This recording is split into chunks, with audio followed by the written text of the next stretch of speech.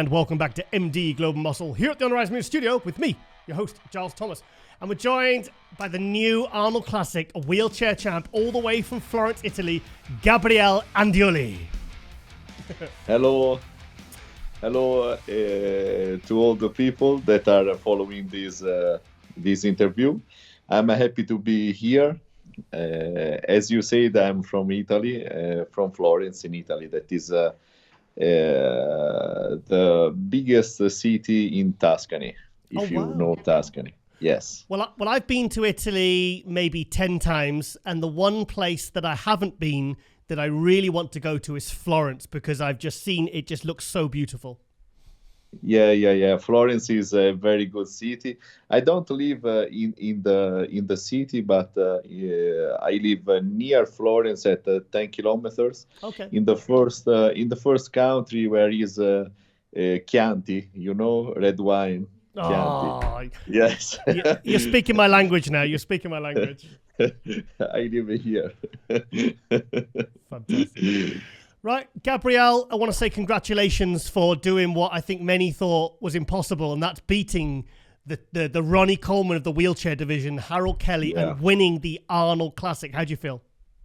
Yes, I feel very good because it was many years that I tried to beat Harold Kelly, because Harold is the best, and until now he was the reference for all the wheelchair guys on and it seems impossible, but as you said, it was as Jay Cutler and Ronnie Coleman. In all these years, I have pushed very hard, following him. Every year,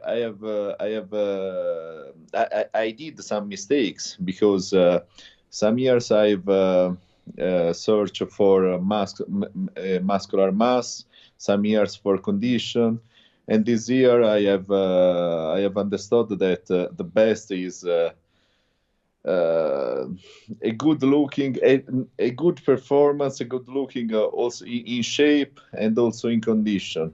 In these last years, as also Arnold Schwarzenegger said to us, we are all the judges are looking more for the shape than from the muscle mass, and this is a condition that in some way helped me to be the best.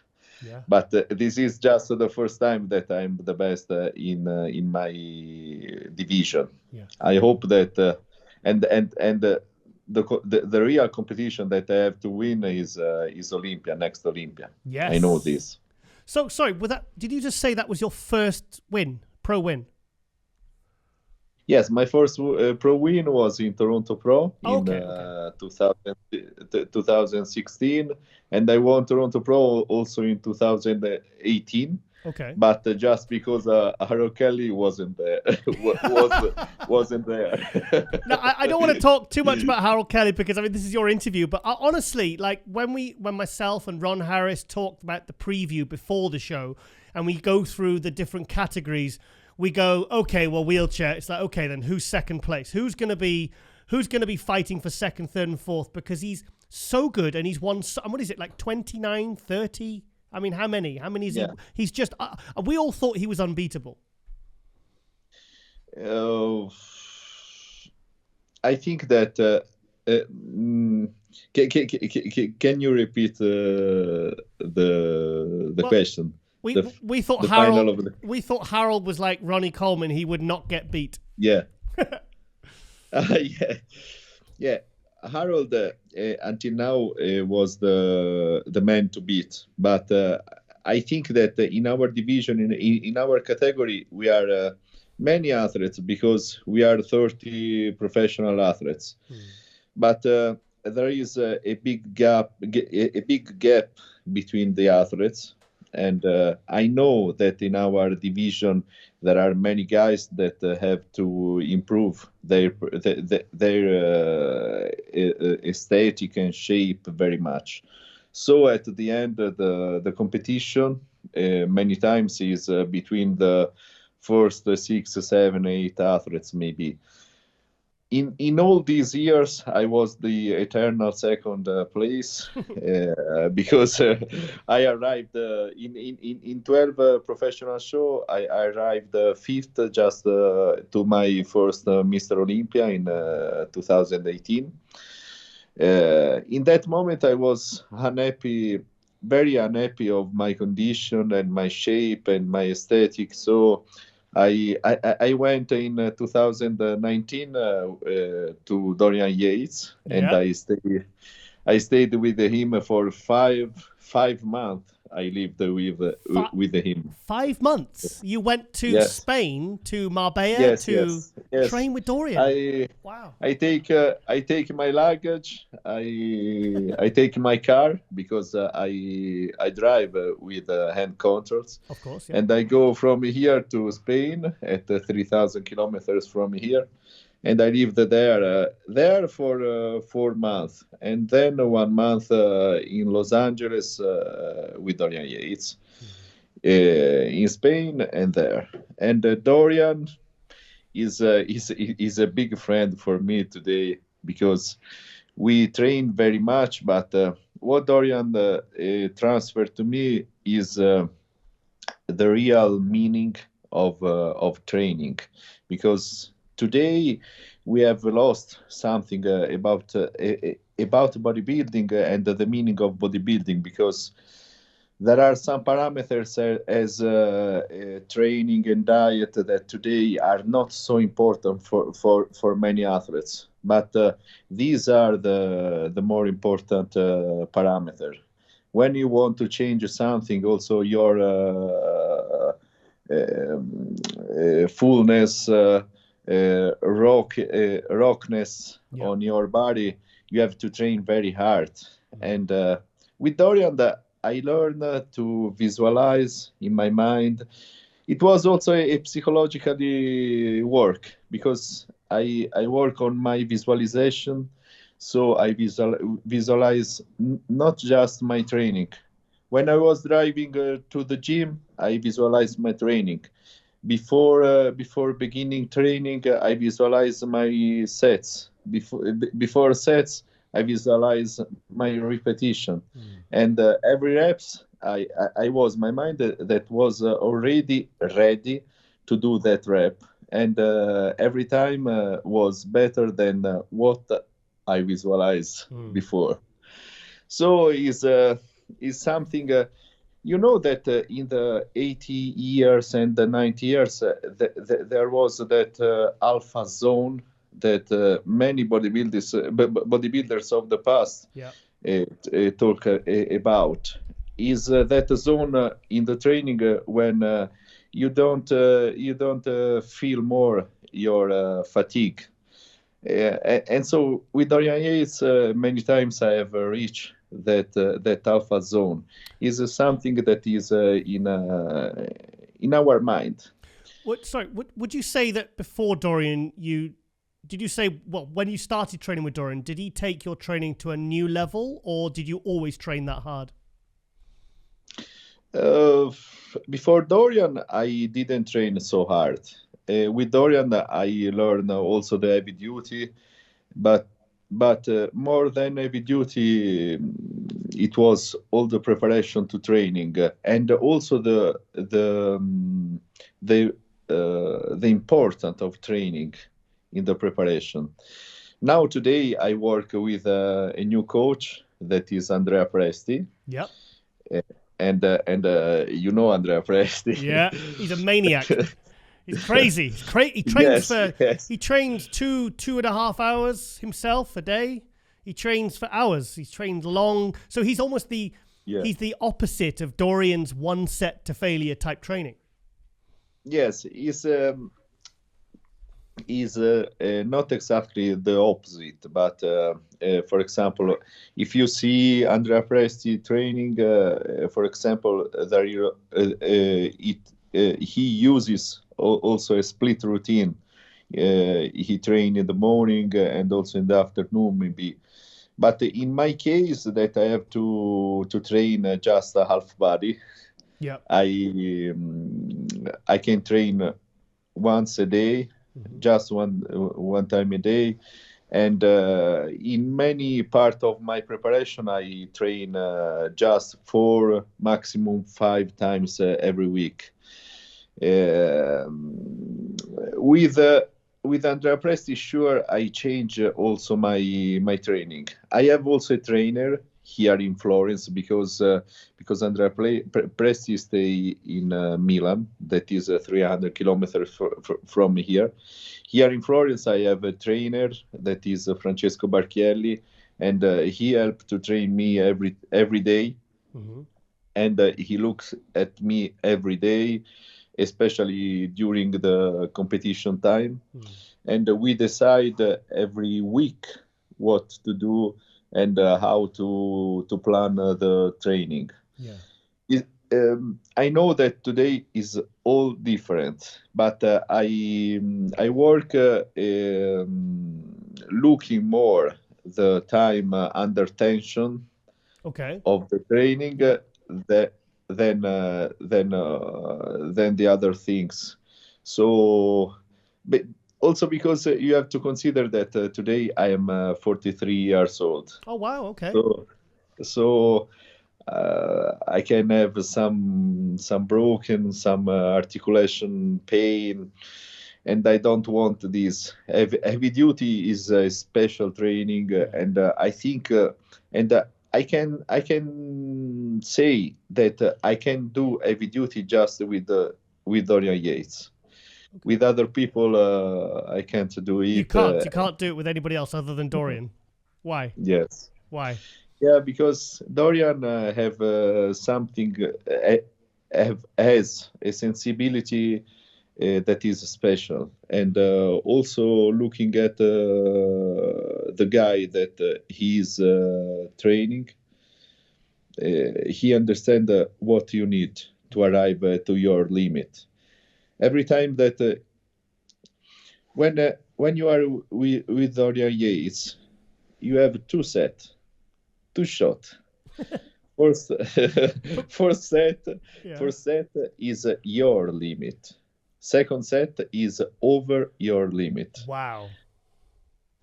Yeah, and in this way, is natural that the hypertrophy is maximum because you reach the real high intensity. I didn't know the high intensity until I was with Dorian Yates, and I was 39 years old.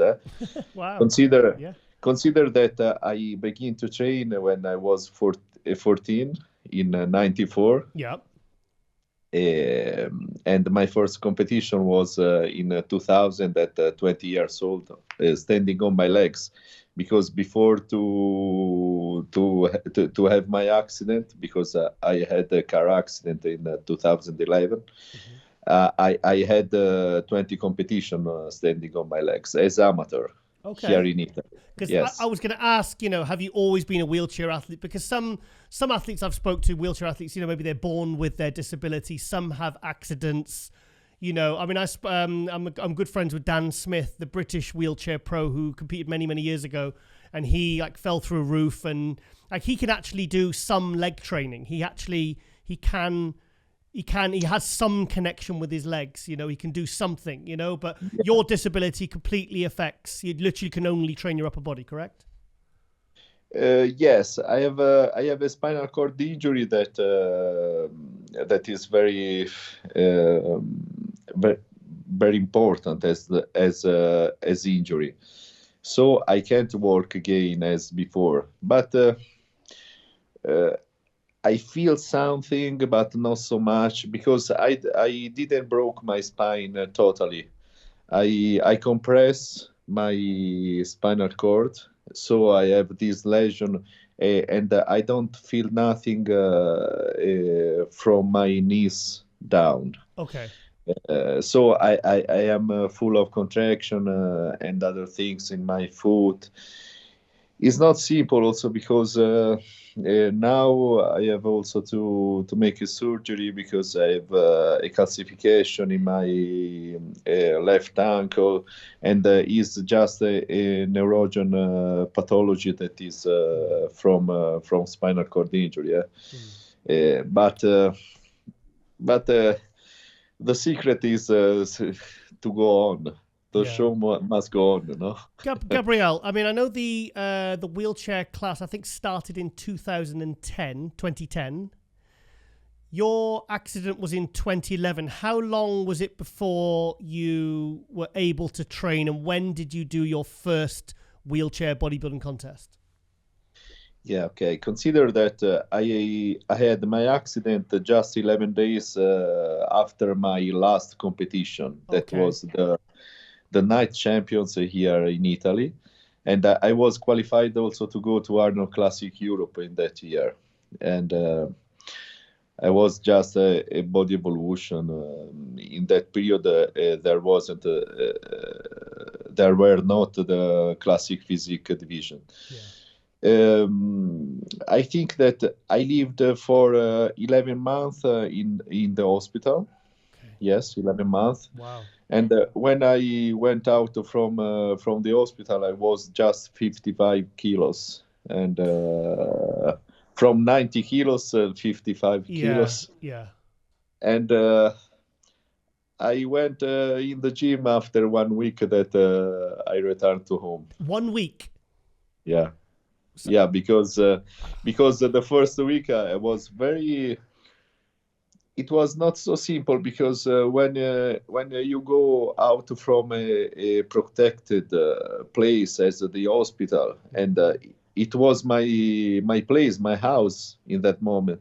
When I returned to home, it was very hard because many people disappear, and then think that some friends of me seeing me on wheelchair also lose his sense because they didn't believe that I was on wheelchair, but I was Gabriele anyway. So after 1 week in which I was depressed, I take my car because also during my staying at hospital I got my ticket to drive the car with enter controls. Yeah. And I take my car and I went to the gym. Wow. And all the people saw me. Oh, such a...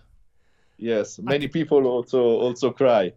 And you have to think that the first 4 or 5 months I couldn't stay also on the bench because I had not the muscles, the abdominals, and nothing.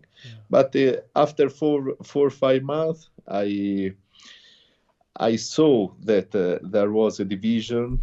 So I say to me, why I have not to get in shape? So I begin also to prep, and then I transfer myself in USA from a little period at the Miami project, that in the foundation of Christopher Reeve, the old Superman, you know. Yes, of course. Okay, yeah. Yes, because I wanted to see if there was also something for my spinal cord injury. When I arrived there, there were many people that were worse than me, because I was already with muscles and other things. So that was not the place, the right place for me. Also, if they do the stamina and other things that are very good, but it is not the time yet for that.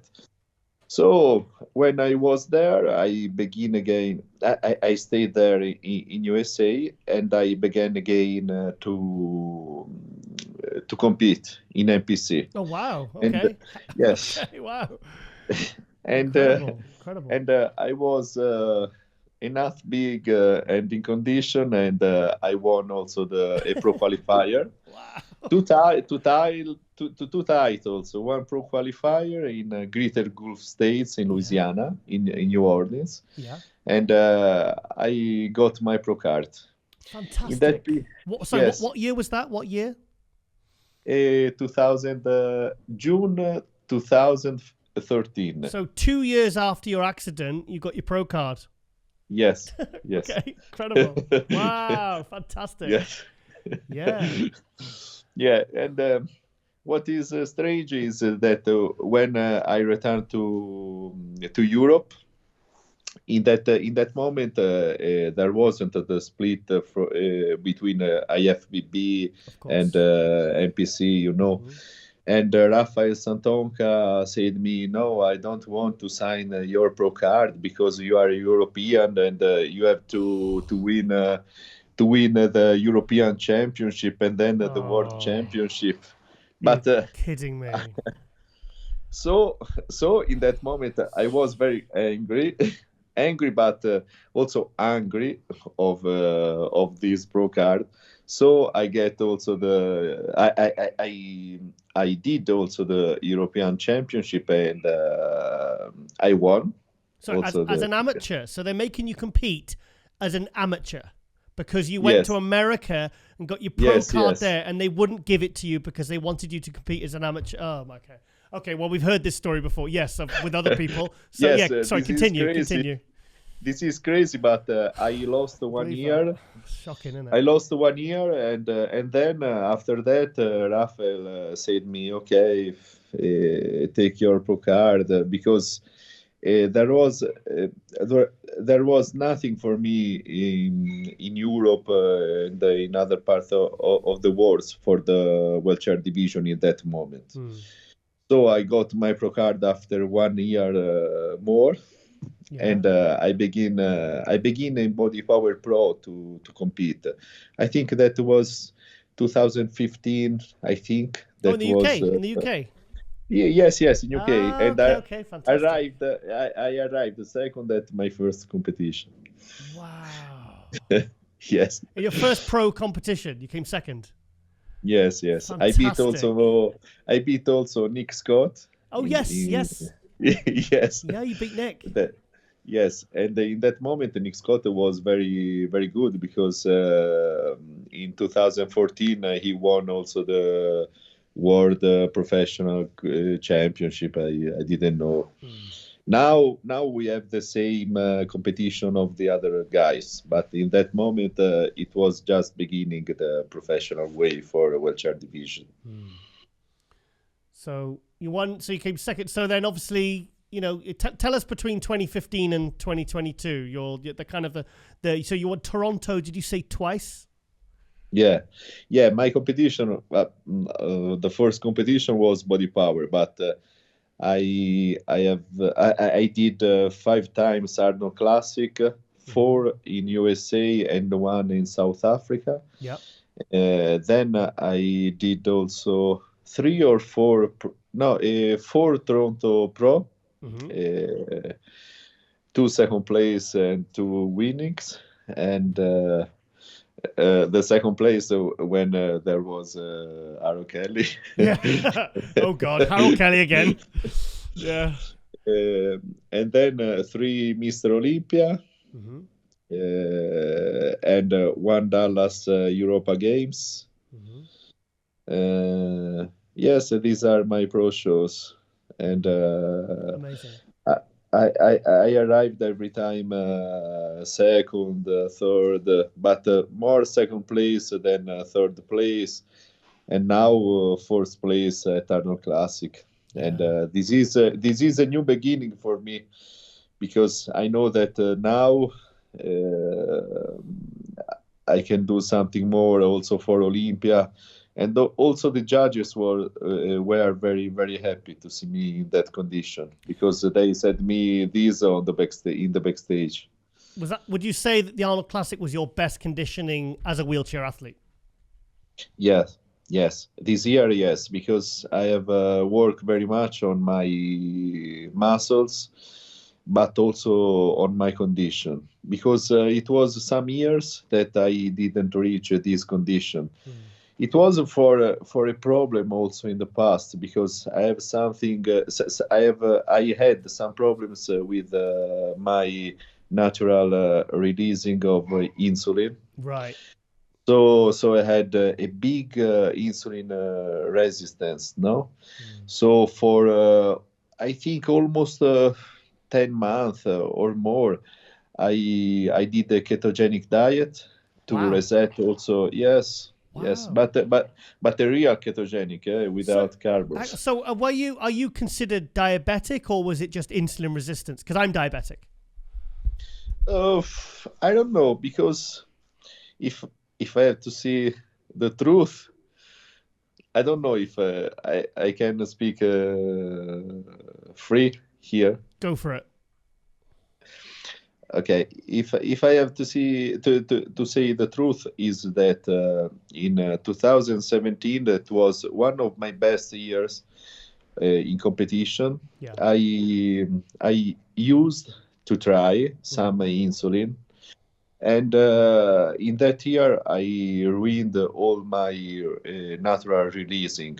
So I think that in that moment I was in a pre-diabetic phase. So the extreme ketogenic, as I did, maybe has had to reset my pancreas, but it was very hard, and I think that I was just at this point from a diabetic, a real diabetes. So how long was it? How long did you do? When you say ketogenic, you're talking completely zero carb for 10 months, was it? Yeah. Wow. Yes. And that's how you reset your kind of. Yes. Wow, Yes. Okay. Yes. That's interesting. Yes, my father considered that my father is a doctor, so I have in family I have many. I have a continuous consults when I want.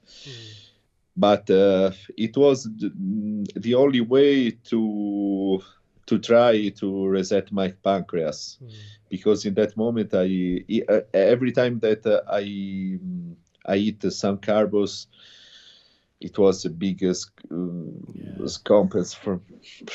It was crazy in that period. Yes. So you're talking protein, fats, and then just fibrous vegetables, correct? Yeah. Yes. For 10 yes. months. 10 months. Yes, 10 months. Wow. 10 months. Yes. Zero carbs. Zero carb. And after that, I begin to eat some carbs, but not so much. And this year, I have recovered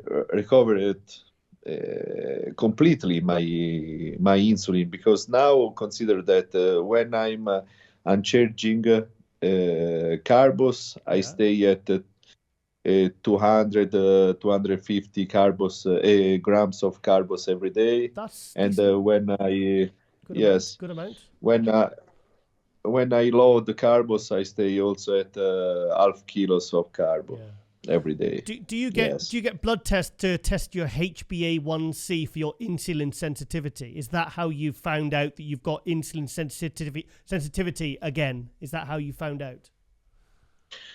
Yeah. I have to say that I do many times blood tests. Yeah. Consider that every 2-3 months I control myself. I get a complete check of my body, but every time I control also the insulinemia. Yeah. To control that all my pancreas releasing is good of insulin. Good. Yes. That's really interesting, because that's, like I said, for myself, I'm type 2 diabetic, and I've thought about, doing the great reset, but I didn't want to do it if it didn't work, but that's really interesting. So, and that was basically what helped you to achieve, because I was going to ask how you managed to get better conditioning. How did you achieve that? And you did it by doing that then? Yes.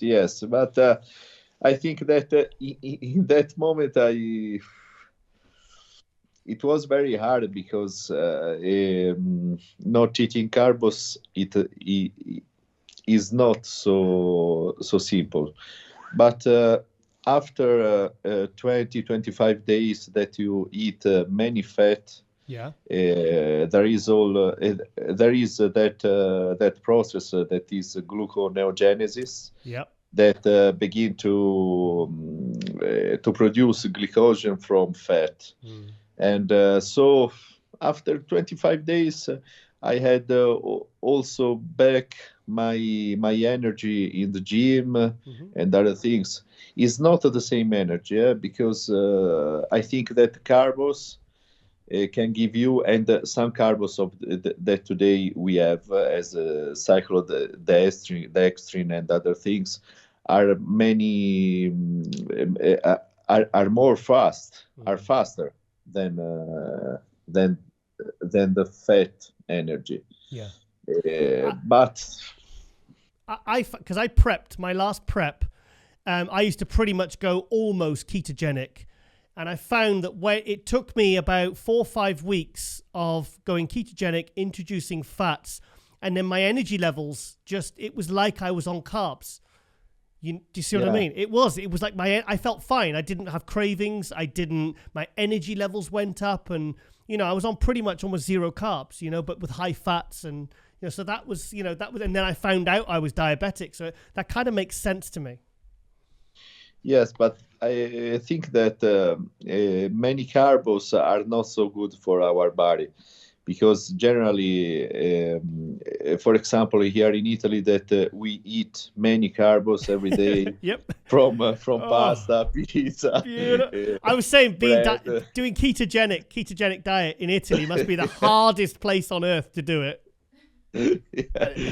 But also in my family, for example, there are many cases of that diabetic, but it's just from diet because oh my god, I couldn't do a ketogenic diet in Italy for one day. I couldn't do it.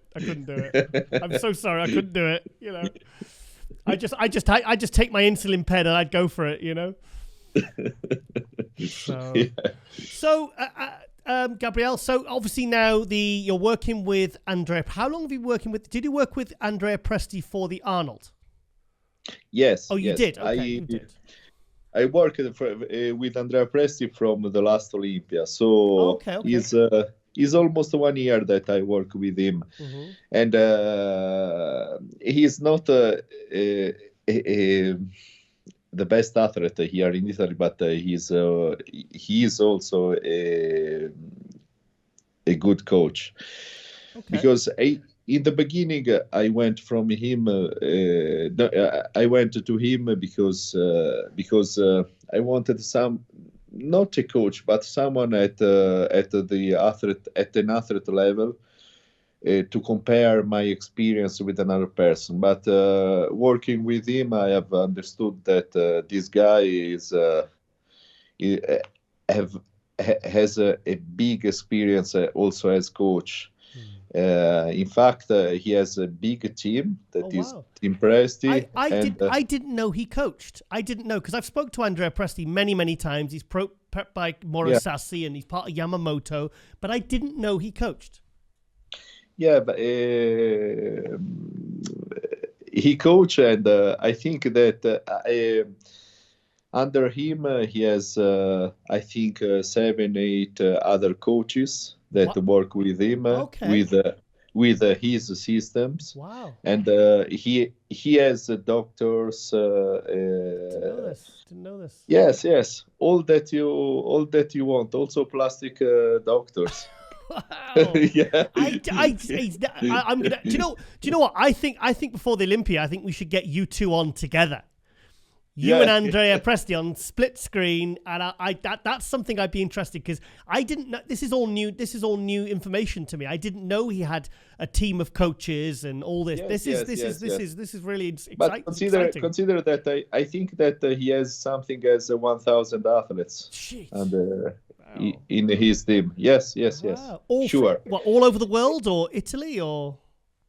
I think that are all Italians. In in these 1,000, consider that maybe 250 are also competing, active competing. Yes. So he's busy.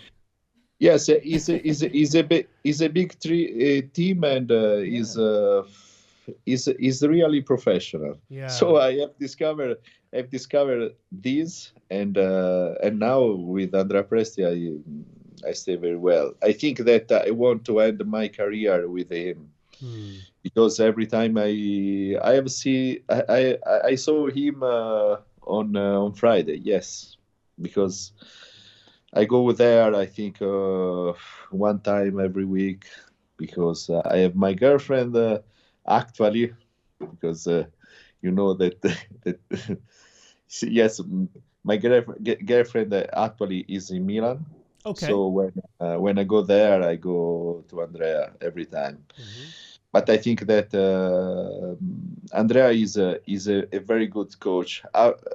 After his athletic career, that I hope that it will be as long as possible, I think that the coaching is the best thing that he can do. Sure.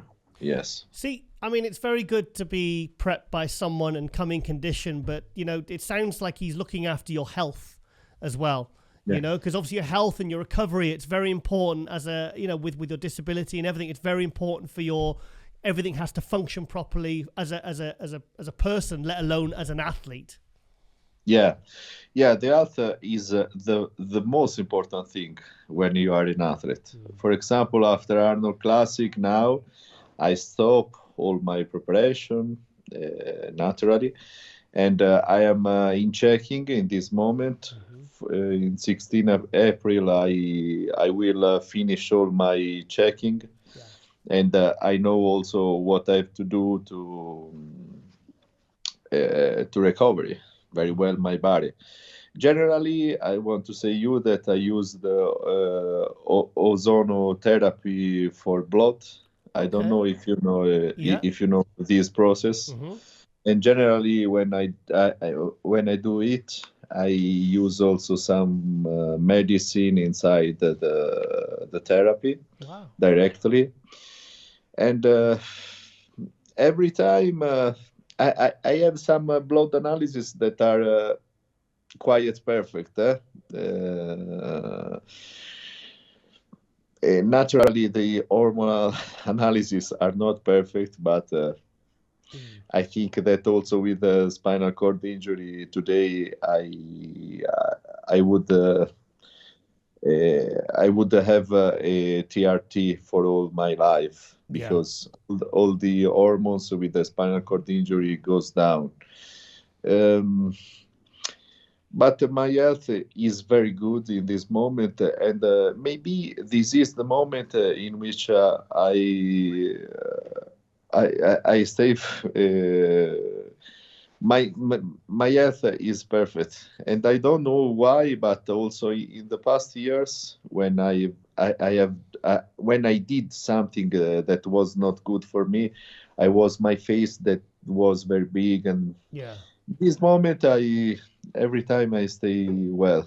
I have also fear for the future, because I want to compete other 3, 4, 5 years. So I take care of myself very much in this moment. Yes. I spoke to one wheelchair athlete, and he said he used growth hormone for nerve regeneration, and he said it did help a certain amount of mobility. He said it, you know, like literally pharmaceutical growth hormone. He said he was advised to use it, and he bought it himself. He was not prescribed it. He bought it himself, and he said when he went back to the doctors for his assessments, they said that it helped his type of, you know, disability. What's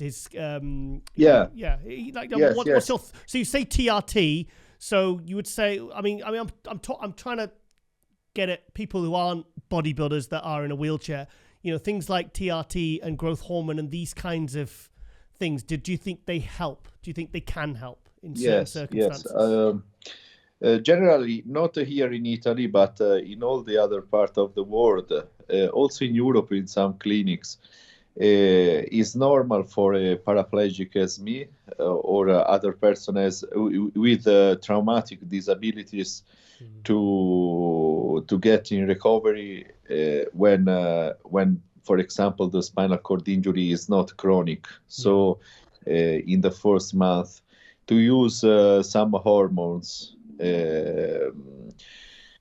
And there are many ways for this. The first thing is, for example, when you use growth hormone, is now there are clinical studies now that show to us that you can have 10 times more nervous cells for recovery. That migrate in your injury to repair your spinal cord. So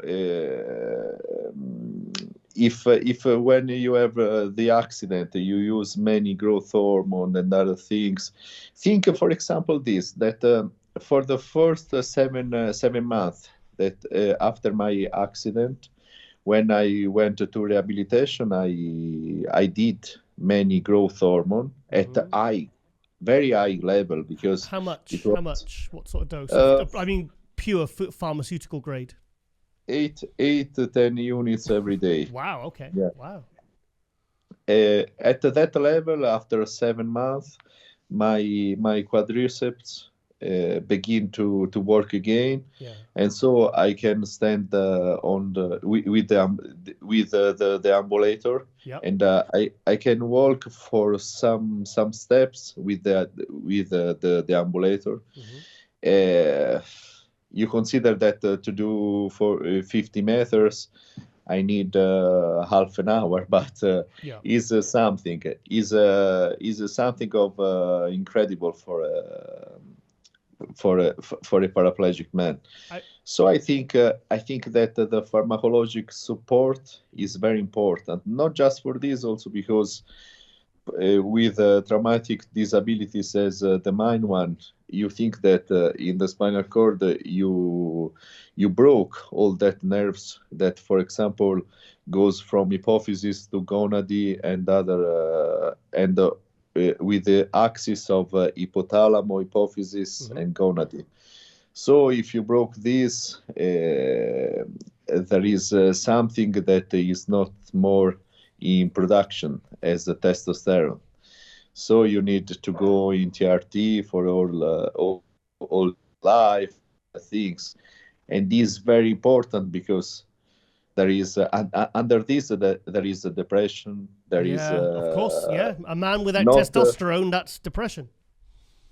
Yes, there is depression. There is a not healthy life because a man needs testosterone. So I think that is here in Italy, especially, all the hormones are very bad for the scientific community. But I think that at some levels, for some reason, it's normal to use that, and is also for your health. Healthness that you have to use. I've done a show. I do a show with Ronnie Coleman, and he spoke about his his back injuries, and he's been doing stem cell treatments, and he's had two treatments now in Mexico, and he said it's quite significant how much better, how much less pain, the numbness, the mobility, the feeling he gets back when he trains, his legs. So what's your feelings on? Have you looked into stem cell? Yeah, I went around the world for the stem cells. Wow, really? Yes. Beginning from Christopher Reeve Foundation. Okay. But the problem is the same in all over the world. Maybe Mexico and Panama City and other part of the world there are not some sanitary restrictions. But for example, here in Italy there is IFA, in USA there is FDA, and all these institutions don't want to use much more than, for example, 200,000 cells, stem cells, every treatment. But if you think an injury as the mine one need something as 2 millions of, yes, every time, every 6 months for some years, and it's expensive. So expensive. Yeah. No. It's not the expensive way, because if you think if you want to do 2 million of stem cells, you spend something of as $8,000. But if you think at what I cost to the state, and how many money it goes around with my disability, you understand that there is a big business behind all this. Because if you fix me that I'm a traumatic spinal cord injury, you can fix also all the sclerosis, lateral amyotrophic, all the sclerosis and other things, multiple sclerosis and other things, myelitis and other things. And if you fix all these people, you go down with your business, with the medicine and other things. Interesting. Wow, that's incredible. Think just this, that a person as me every year costs to the state something as 70,000-80,000 euros in the basis. Right. And these are all money that goes from the state to the big pharma, auxilium, and other things. So if you interrupt this business just to spend $8,000 every year, it's not right. Yeah, true. Okay, so are you doing any other shows now? Sorry to completely switch gears. Are you looking to do any other shows now until the Olympia? Yes, I think that there are rumors, and I spoke also with the organizer of Arnold Classic UK at Arnold Classic, and he said me that maybe there is also my division, and it is a good news, but all the American guys for now not signed the contract, and I don't know. There are just 4 or 5 athletes for UK, and it's not right, because Pro League want to see every time more athletes. Think just that for the Arnold USA, we signed in 11 people, and we were there just in 4. But my target was to beat Harold Kelly, so I was there, and it was good. I think now that Harold has been beat, because I know it was one show he got 3rd, but it was out of like 30 shows. Like if there was 30 shows, he won 29. He got 3rd. I think he was in 1, and it was like, okay. But now you've beaten him. It really adds a lot of excitement for the Olympia in December, because now it's a real competition. It's like, it's not like when Ronnie was at his peak and it's like, okay, who's going to be second. Now it's a real fight, because it's going to be good. It's going to be good. It'd be interesting to see you two, and it's going to be. It just makes it more unpredictable. That's what I'm saying. Yes, Harold Kelly said me. You have to train very hard for Olympia. Yeah.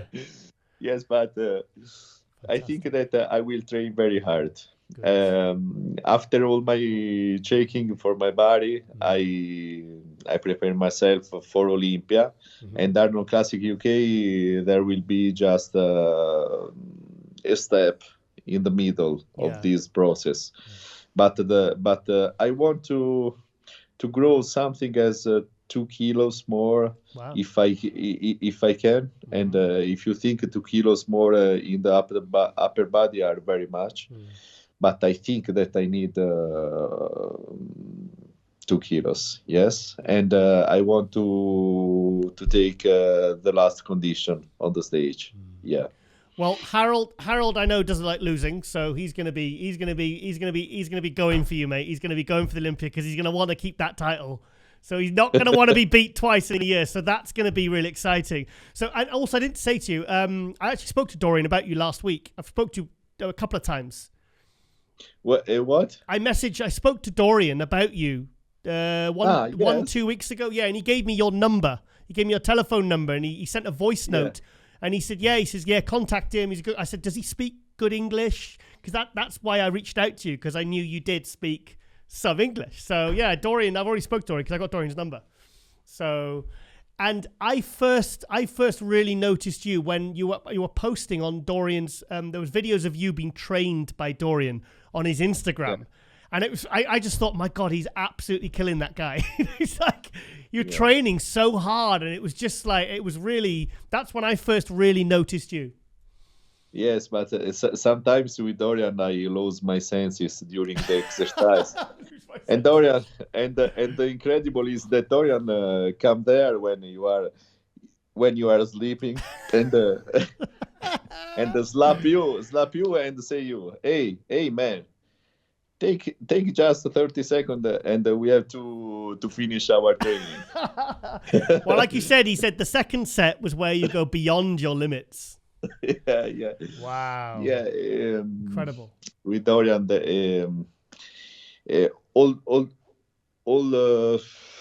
all training is at another level. I know this because also every time that I've seen other guys that went there, also from USA, many people went there, and when they train their legs, every time they flush. Is flush. Yeah, we'll say that. Yeah. Yeah. Flushing out their stomachs. Yes. In the bathroom. Yeah. In the bathroom, but and every time he said to them, okay, you have finished. Now we finished to train. Gabriele, I've had the conversation with Chris Cormier. Yeah. Chris Cormier, remember he said, Chris Cormier was almost retired when he went to train with Dorian, and he was like, he'd won multiple pro shows, he'd been top 3 in the Olympia, and he said, I went to train with Dorian, he said, and I thought I knew what hard training was. He says, and Dorian would just, like he said, he just took me to a whole new level entirely. Yeah. So, amazing. Yes. Awesome. Yes. And you got Andrea Presti now, who's an absolute beast in the gym, and sounds like you've got a good team around you, and it seems like everything's looking good now. But like I said, I wanted to congratulate you face to face about winning the Arnold Classic because, that was when we were doing the coverage and the photos were coming through. Someone was there at the Arnold Classic taking photos, and we have a group chat on WhatsApp, and the photos were coming in, and everyone was like, Gabriele, and I was like, hang on, what's happened to Harold Kelly? And they're like, no, look, this condition's really good. I think you'll win. And you ended up winning. So absolutely amazing work, mate. And very excited to see what you and Harold are going to bring to the Olympia. Thank you. Yeah. What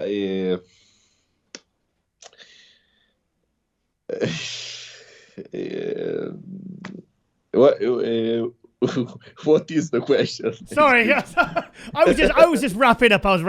Gabriele, I'm going to let you go. Thank you so much for Conor Mdiglo Muscle. I really enjoyed this talk. It was fantastic. And and I'll hope to see you at the Olympia in that first call out, kicking ass. Yes,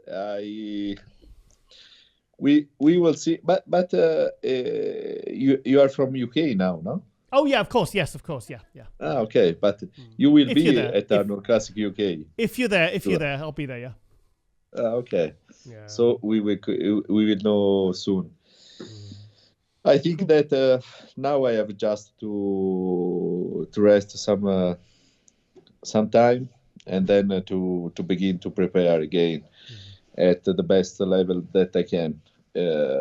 I have not said you that sure in summer I will go also to Dorian for some weeks as all the summer. Also last summer I went there, but just 2 weeks. I think that this year I want to go there one month. Wow. I go there every time just to focus on my target on bodybuilding because you know that the daily life can disequilibrate your focus. Distract you. Yes, distract you. Yeah. And maybe when I will be there, we can also make something all together also with Dorian Yates maybe. I tell you what, I'd love to get you and Dorian on. I'd love to get you and Andrea on, but let's do that later this year. Let's do that. I'll message Dorian and I'll say, look, when Gabriele comes to you, let's do a video together, and I'll get you and Dorian on, and we'll have a fantastic conversation. Yes. Let's do it. It will be very good.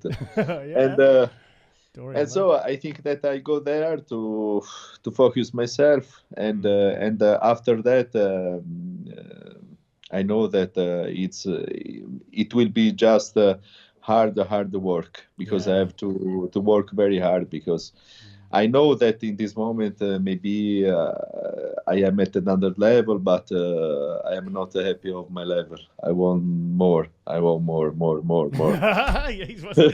I mean, imagine if you won the Arnold Classic and the Olympia in the same year. I mean, that would be an achievement.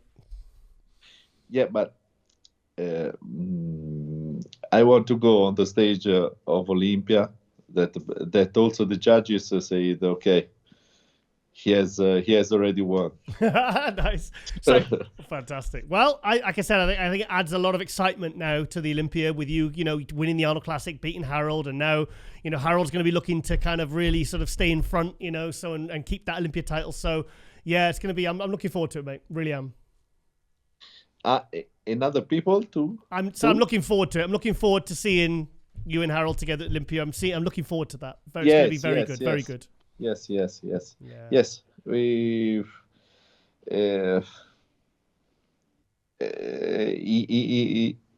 in what? Excuse me.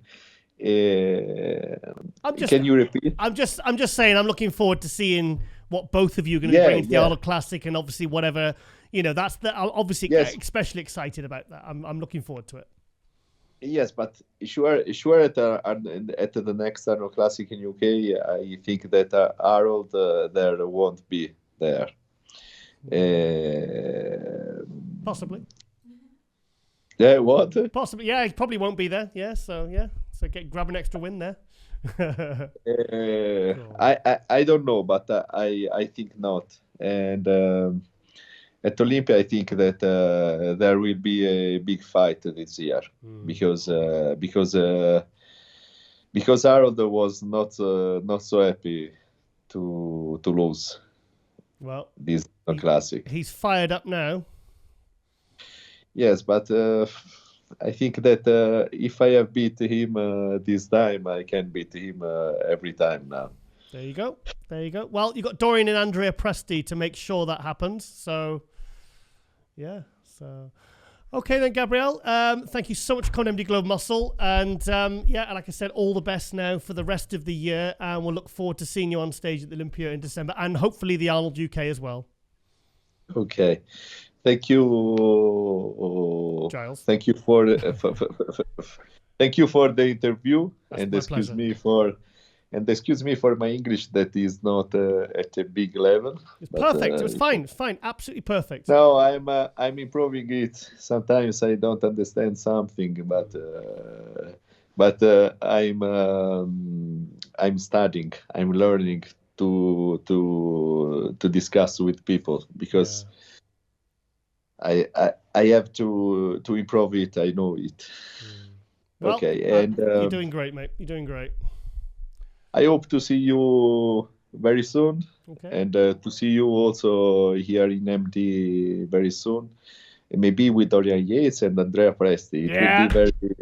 That would be cool. It will be very interesting. Yeah, yes. Very good. Very good. All right, Gabriele, thank you so much for coming on, and I'll speak to you very soon. Okay, bye-bye. Thank you, Gabriele. Bye-bye. And welcome back to MD Glow Muscle here at the Rise Media Studio with me, your host, Giles Thomas. And we're joined all the way from sunny Dubai, Darren Farrell. How are you? I'm really good, mate. Now, I was a bit confused because it said on your Skype there, it said Cork Island. So I was like, I don't remember him being from Cork, even though we've met. And how did I not pick up on your Irish accent? What is wrong with me? Not many people do realize I'm from there anymore. Most people think I'm from the UK or I'm from Australia, because I've been out of Ireland for so long. I haven't lived there in 6 years now. So, yeah. I mean, the last time we spoke was face to face at the NPC European in Alicante last year. Yes, yeah. You were out there with Jamie and everything. So. First of all, you're a classic competitor and you are now qualified for the Olympia, correct? Yes, correct. Right. Okay. Now, take me through a bit of your contest history leading up to now, please. It's not the most decorated of contest histories. You know, I started competing when I was 24 in Ireland and a few like RIBBF sort of smaller level shows. No. Being a pro bodybuilder wasn't like on the cards or anything for me. I just enjoyed it, and then I never did well. I think I won one small show at like under 75 kilo bodybuilding in my early days, and then I moved to the UK and competed in UKBFF in classic bodybuilding, and I never won anything. I did like regional. I think the best I ever did was like second in a regional British qualifier, and then did the British finals. What year was that when you were classic in the UK? That would have been 8 years ago now. So like 2015, 16 maybe. Oh, wow. Okay. Yeah, so I did that. I did British finals. I was actually coached by Rob Timor LRF. I think I was one of his very first ever clients. Mm-hmm. And because he was a friend of mine. And did British finals and placed like, I was third or fourth call out or something like that. So... And then I didn't compete for a couple of years. I moved to Dubai, and then I did, it was the start of Classic Physique then, so I did a pro qualifier in New Zealand and in Ireland, the very first muscle contest, and again, didn't do very well. I can't remember where I placed, like 5th or 6th or something like this. And then the following year I came back, I started working with Jamie DeRigo, and made some significant changes, went back to New Zealand that year, won my pro card. Mm-hmm. So that was probably like the first ever show I won was my pro card. Wow. Seriously? Yeah. Wow. Okay. Cool. 14 or 15 shows in at this point. And then my next show was that first British pro show, the one that happened during lockdown, the one that got moved forward a few days. 2020 was the British Grand Prix, wasn't it? Yeah, the British Grand Prix. Yeah. And I placed like 9th or 10th there. Again, not great. And I think from then on is probably when I made my best progress in bodybuilding. Over the next sort of 2 years, I progressed quite a bit. Yeah. And then my next competition was that Spain show where we met. But that was just kind of, I think I prepped for 5 weeks for that show. I just kind of got back into bodybuilding. I had like kind of fallen away from it a bit. I just started training properly again with Jamie, and we were like, you look good, let's just do a show. I dieted for like 5 weeks, did that show. We were like impressed with how I looked, the way things came together. That was a big show, and I had some good feedback. But I knew like at that point I was probably like 10 pounds off like what was proper condition. So we looked at the sort of show calendars then, and there was 2 shows on in Texas. 5 weeks later, there was the Heart of Texas and the San Antonio Pro. So we just continued to diet. I pulled off another 10 pounds from the Spain show, went across there. And I went there with just like, it's America, just try and get your name out there. We'd be happy if we got like a first call out. That'd be significant. Like that'd be really, really good for me as a bodybuilder, and like sort of putting my name up there a bit. And the Heart of Texas show ended up being first call out, dead center for the whole call out. Everyone thought I won the show, but I ended up placing 3rd in the end. Mm-hmm. which I still don't understand. I like looking at it, I don't understand how that happened, based on the way they had the call outs and where it was, and even the feedback afterwards was I was told that they thought I came back in the night show a little bit flat, even though the night show they called me out for the call out and first dead center didn't move me. Wow, because obviously it's very telling when they put you in the center and they keep you there. That's like, okay, then we'll move all the other guys because we're trying to work out second, third, fourth, and fifth. So that's interesting. That's interesting. That's exactly what they did. But I ended up placing third, which I was delighted with. For me, that was an amazing result. Yeah, in America. I think that's when people started talking, was after that show. I got phone calls after that show, you know. Brian Bullman, who's runs Muscle Contest Ireland. Yep. But he's in California, and he said he got a phone call from someone like, who's this Irish kid? Did he? Who's just, yeah. Oh, so, nice. He'd love that. He'd love that. He was like, "What are you doing?" I said, "Well, I'm going straight to San Antonio next week," and you know, I just dialed it in a little bit more for that show. Did that, and that show, like, it's the best I've ever looked. And yeah, same thing. First call out, dead center, didn't move. They did the calls really quickly, in and out, 2 minutes, first place. Yeah. So, because I remember seeing the pictures and I was like, because you kind of were on my radar, but not for someone that I thought, okay, this guy is going to qualify, you know, win show. Like I thought you were like maybe a year or maybe 2 years away, you know, and then you just, and you qualified for the Olympia. So, and you got plenty of time now to prep. Yeah, so it's like what it gave me from that show, it gave me 14 and a half months to do it. Wow. Wow. Okay. Yeah, it's a pretty ideal position to be in.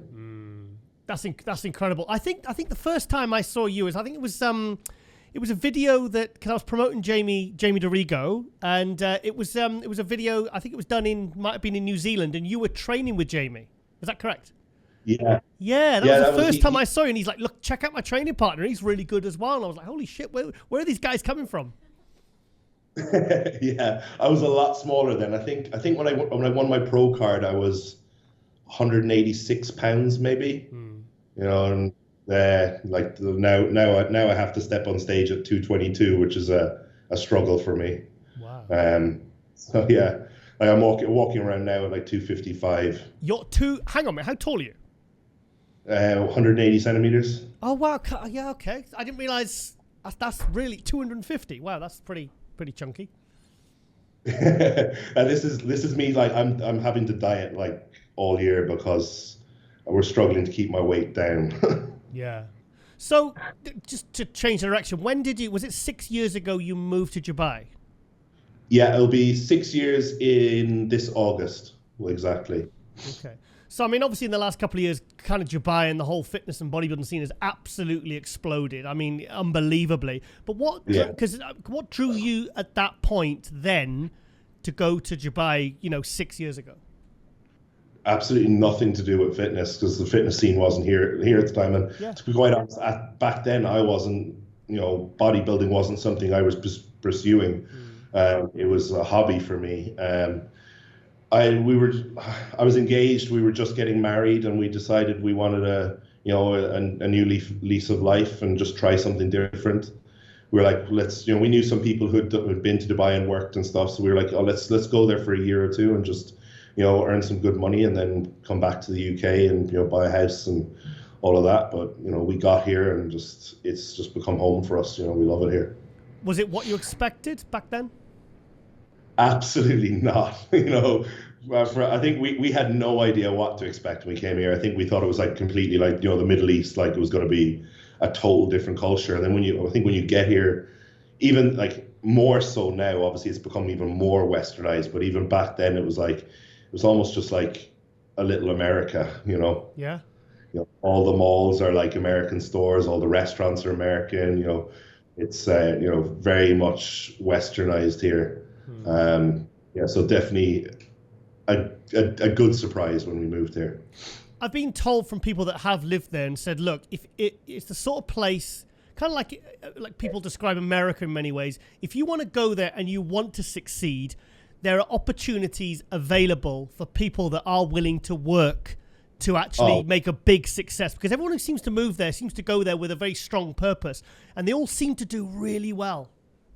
Yeah, 100%. It's definitely, it's a land of opportunity. You know, there is so much opportunity here. And if you want, you know, it's like anyone who asks me about it, I'm like, if you want to come here and you want to party, cool, you can do that. You want to come here and you want to like work like nonstop and earn an absolute fortune, you can do that. You want to come here and raise the family, you can do that. It's got like everything here. Just depends on how you want to use it. Yeah. No, I remember somebody else told me, said like a few years ago, I'm sure it's different now because it's like the fitness and bodybuilding scene has kind of, like I said, exploded.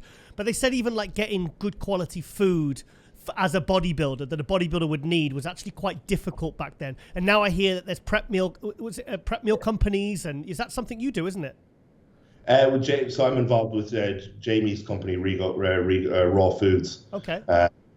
Yeah, so like they sponsor me with all my food and stuff, and it's like the highest grade quality food you can get. Yeah. Initially, I remember when I first moved here, we didn't have much money at all. Like we didn't have much. We were pretty broke, to be honest, and trying to even we could only afford like frozen chicken from the supermarkets, and because like if you wanted good quality chicken and steak and stuff, like you were talking 4 or 5 times the price of what you pay in the UK. That's what I've been told. Yeah, that's what I've been told. Yeah, so it was very like we were living off rice, frozen chicken, and frozen veg. Oh no, God, literally the first year, like that's all I ate, you know. But then again, like obviously with the fitness industry kind of growing, and then also like the fact that there wasn't a huge amount of fitness people here. I think within like 7 or 8 months of me being here, I got a sponsorship with a good meal prep company and stuff like that. And, you know, I've always had good opportunities like that here. So yeah, there is like, I think if you were in the UK, you know, there's so many good athletes and stuff like that you're all fighting for like small, like these like a couple of different brands, whereas here there wasn't many. So I was lucky in that aspect. You know, if I was anywhere else in the world, they wouldn't have looked at me twice, but there wasn't too many fitness people here at the time. So there was sort of opportunities came about that way for me. So when did you start to feel like that the whole Dubai scene was really kind of like taking off?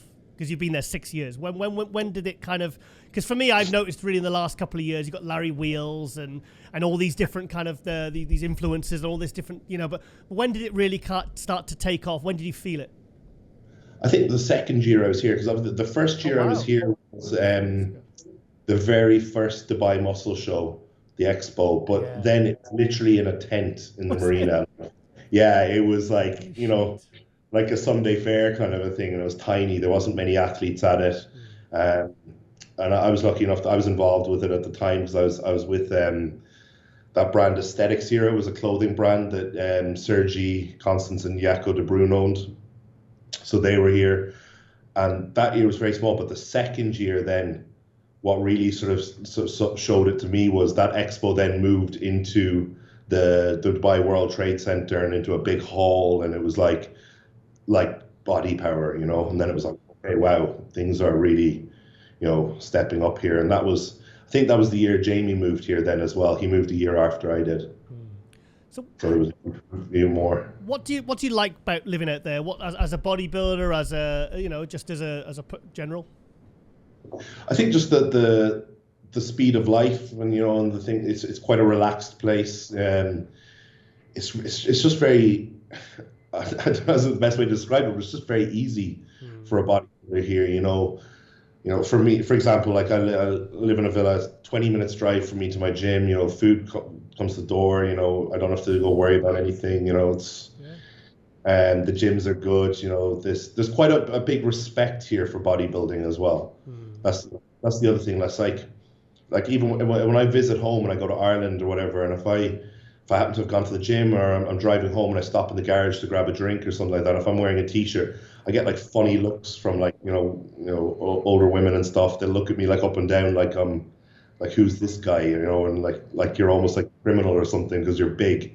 Here, you go into the malls and stuff, and like the local Emiratis and people, they ask for photos with you and they respect you, and it's almost the way I describe it. Bodybuilding here is almost like being like a professional rugby player in the UK, you know. You're not like superstar like a football player, but you're, you know, respected for what you do, and you're known, and it's you kind of get that level of respect.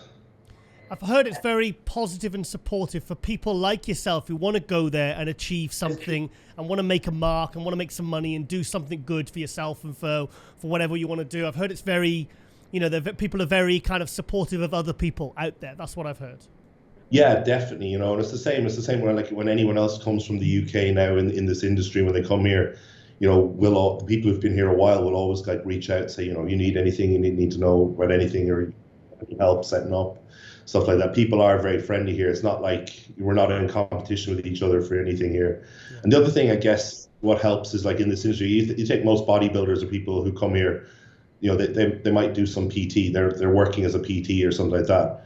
There's a lot more disposable income here, so the general public are more willing to pay for personal training and stuff. So I'd say if you're a personal trainer or whatever, your average hourly, you know, session, you're probably charging 3-4 times what you would in the UK. Right. And then you're not paying a fee to the gym or anything like that. The gyms here don't charge rental, and they don't take a cut off the PTs. You know, you just PT in their gym as you want, you know. So, you know, say in the UK you're earning like 30-40 pounds for a session, and you're giving 40% of that to the gym, whereas here you're probably earning on average 75 to 100 pounds a session, and it's all yours.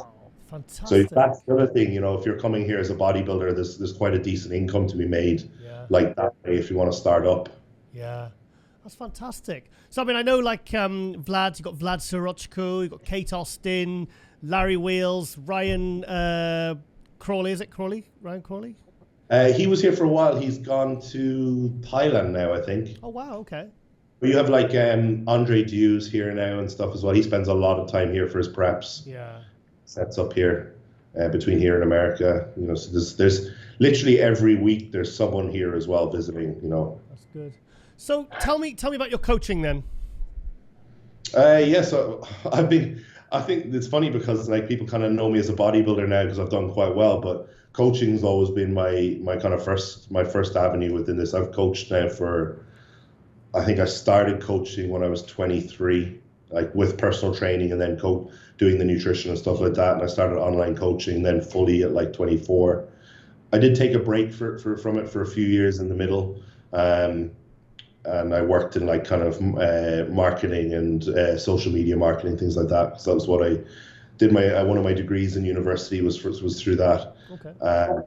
But yeah, I've been coaching, like working with online clients now for the best part of 10 years. Mm. You know, I'm fortunate now that I'm working with some very high level athletes, mainly females. Like I prefer coaching like females at the top level. It's kind of what I took my interest in when I did like my masters and stuff. I did it on like female hormones and things like that. So that's kind of what I prefer to do, or what I'm better at doing. Yeah. Then obviously being a bodybuilder and quite a successful bodybuilder, I coach a lot of competitive males as well. Yeah, that's fantastic. So you seem to be doing really well, and I've, you know, because I see your feed and everything else, and you know, and Jamie's as well, and you both seem to be doing really, really good work.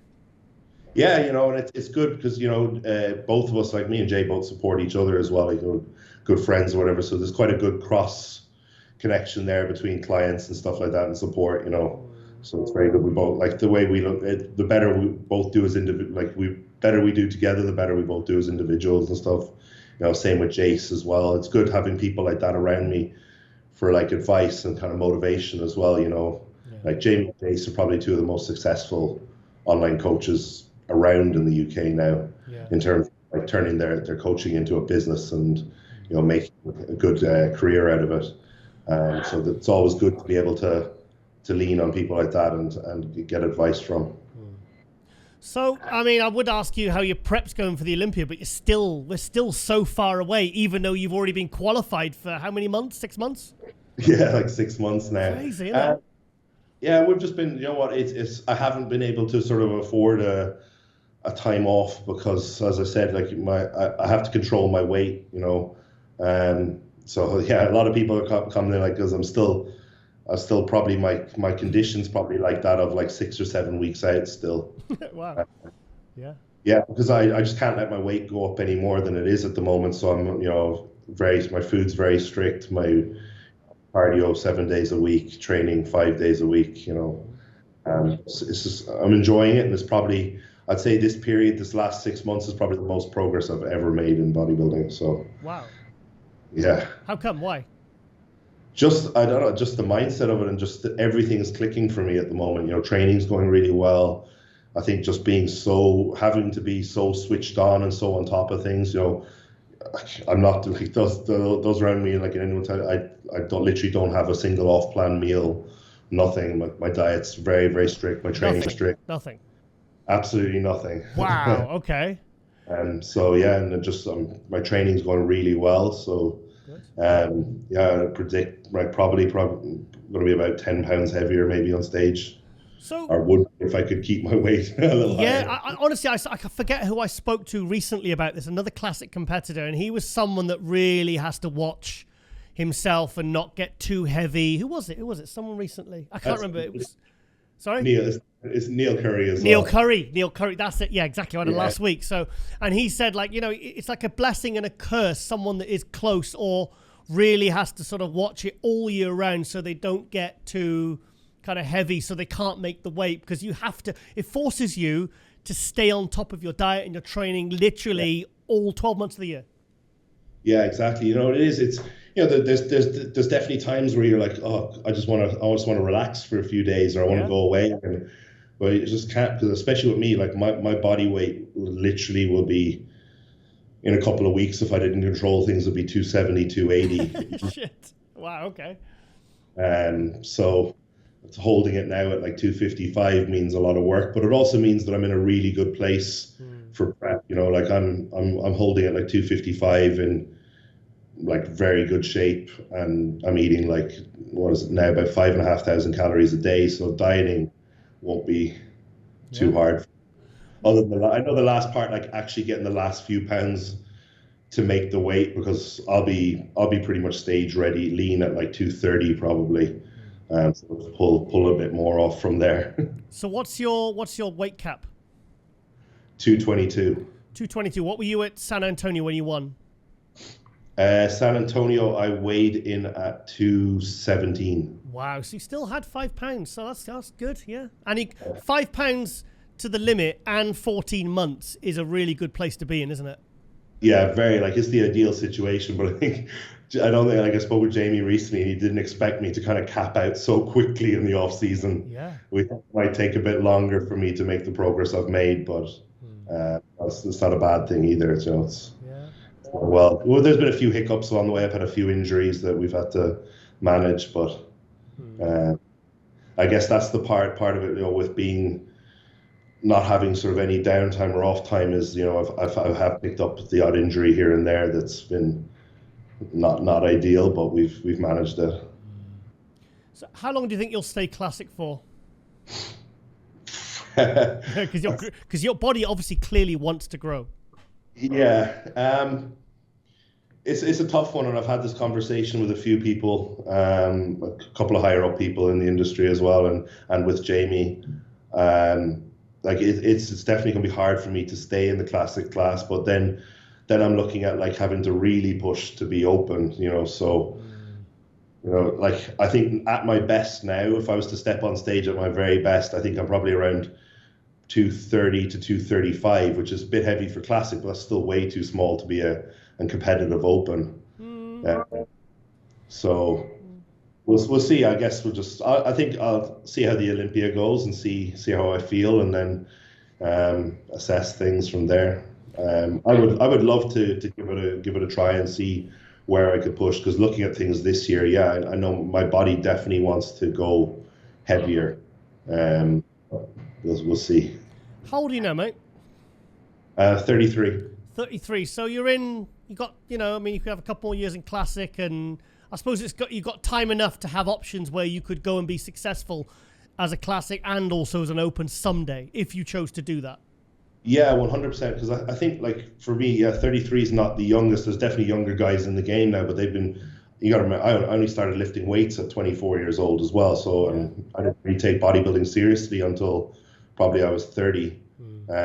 So I'm quite late. So at the same time, I'm very fresh. I'm not exactly like you know, worn out from it or anything. I feel like I'm only getting into my sort of prime and my swing of things now. I think that's why, like, as I said, I think this year has probably been the most progress I've ever made in bodybuilding. I think that's just because now it's starting to really click for me. Also, is it because you've got a pro win and you know you've got the Olympia? Do you think you mentally or just subconsciously you've already taken up to another level in your mind? 100%, definitely. There's that element now of like I said to people, like people are always like, God, like, because it's like when I turned pro, nobody expected me to turn pro. I wasn't someone who was talked about. And it's the same when I qualified for the Olympia. I'm probably the last person from the UK out of people that they thought would qualify.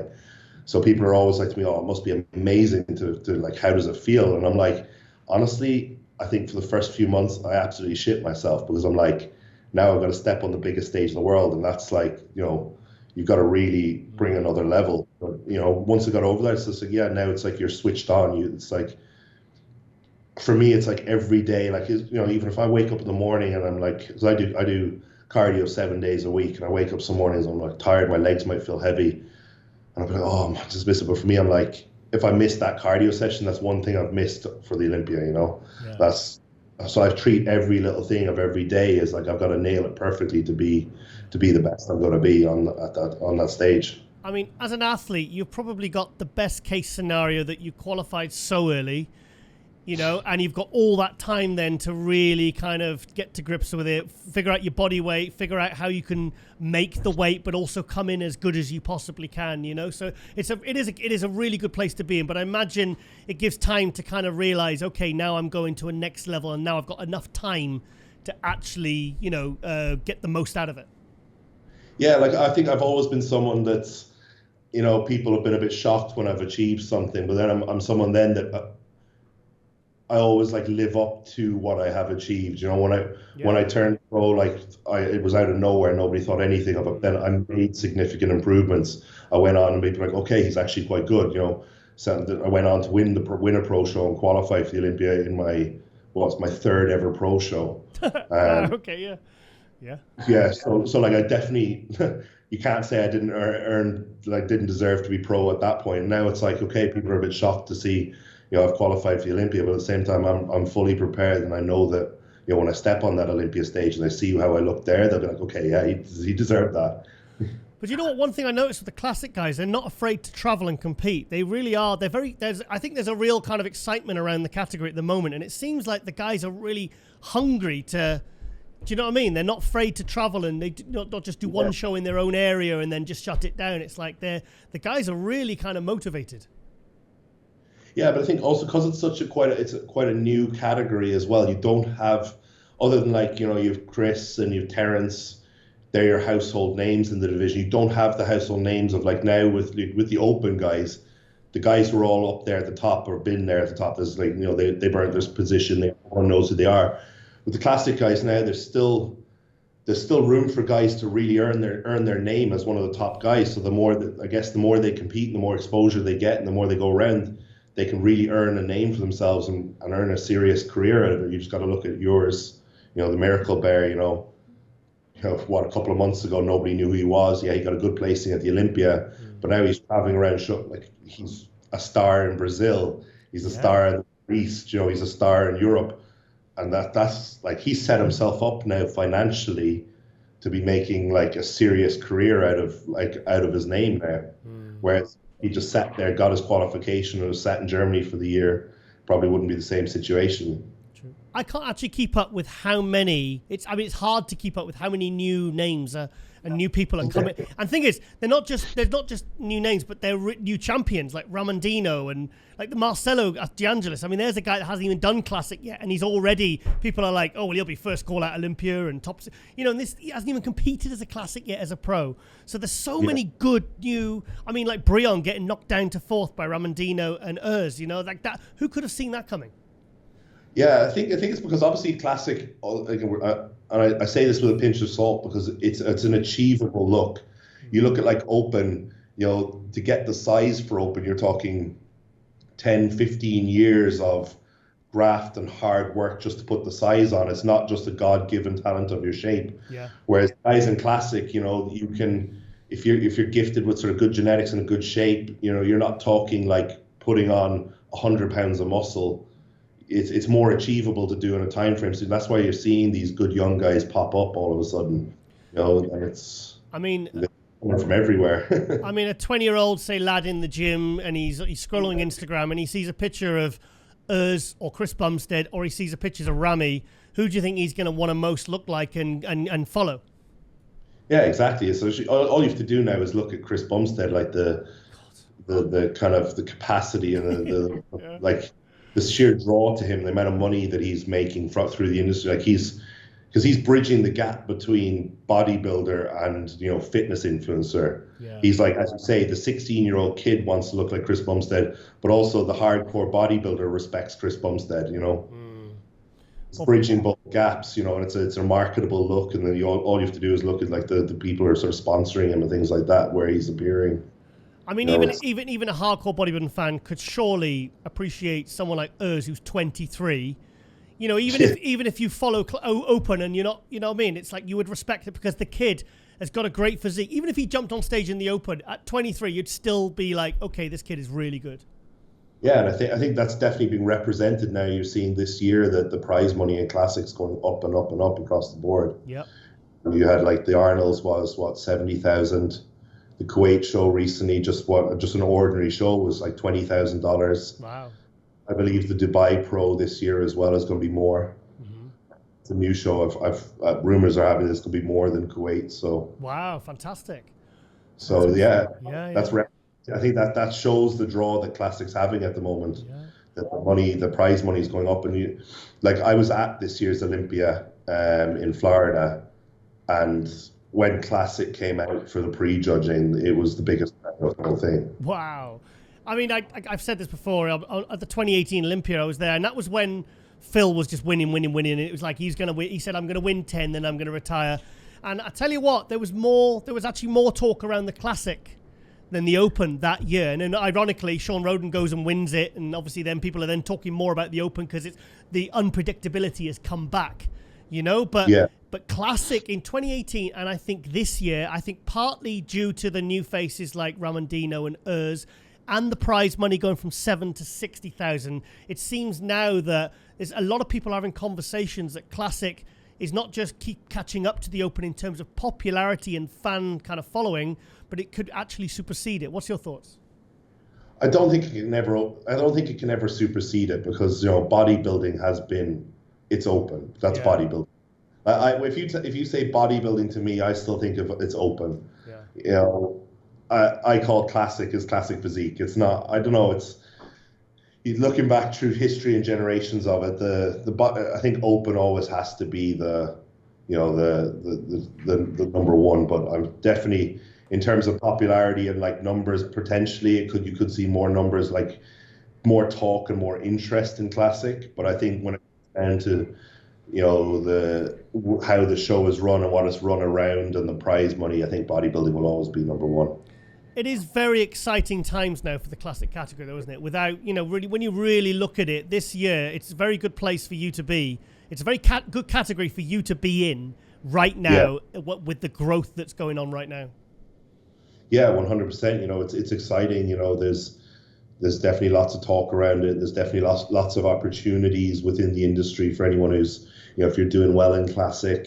And I guess it's just down to you then to take advantage of those. And it's definitely there's huge opportunities there for Classic guys to. Yeah.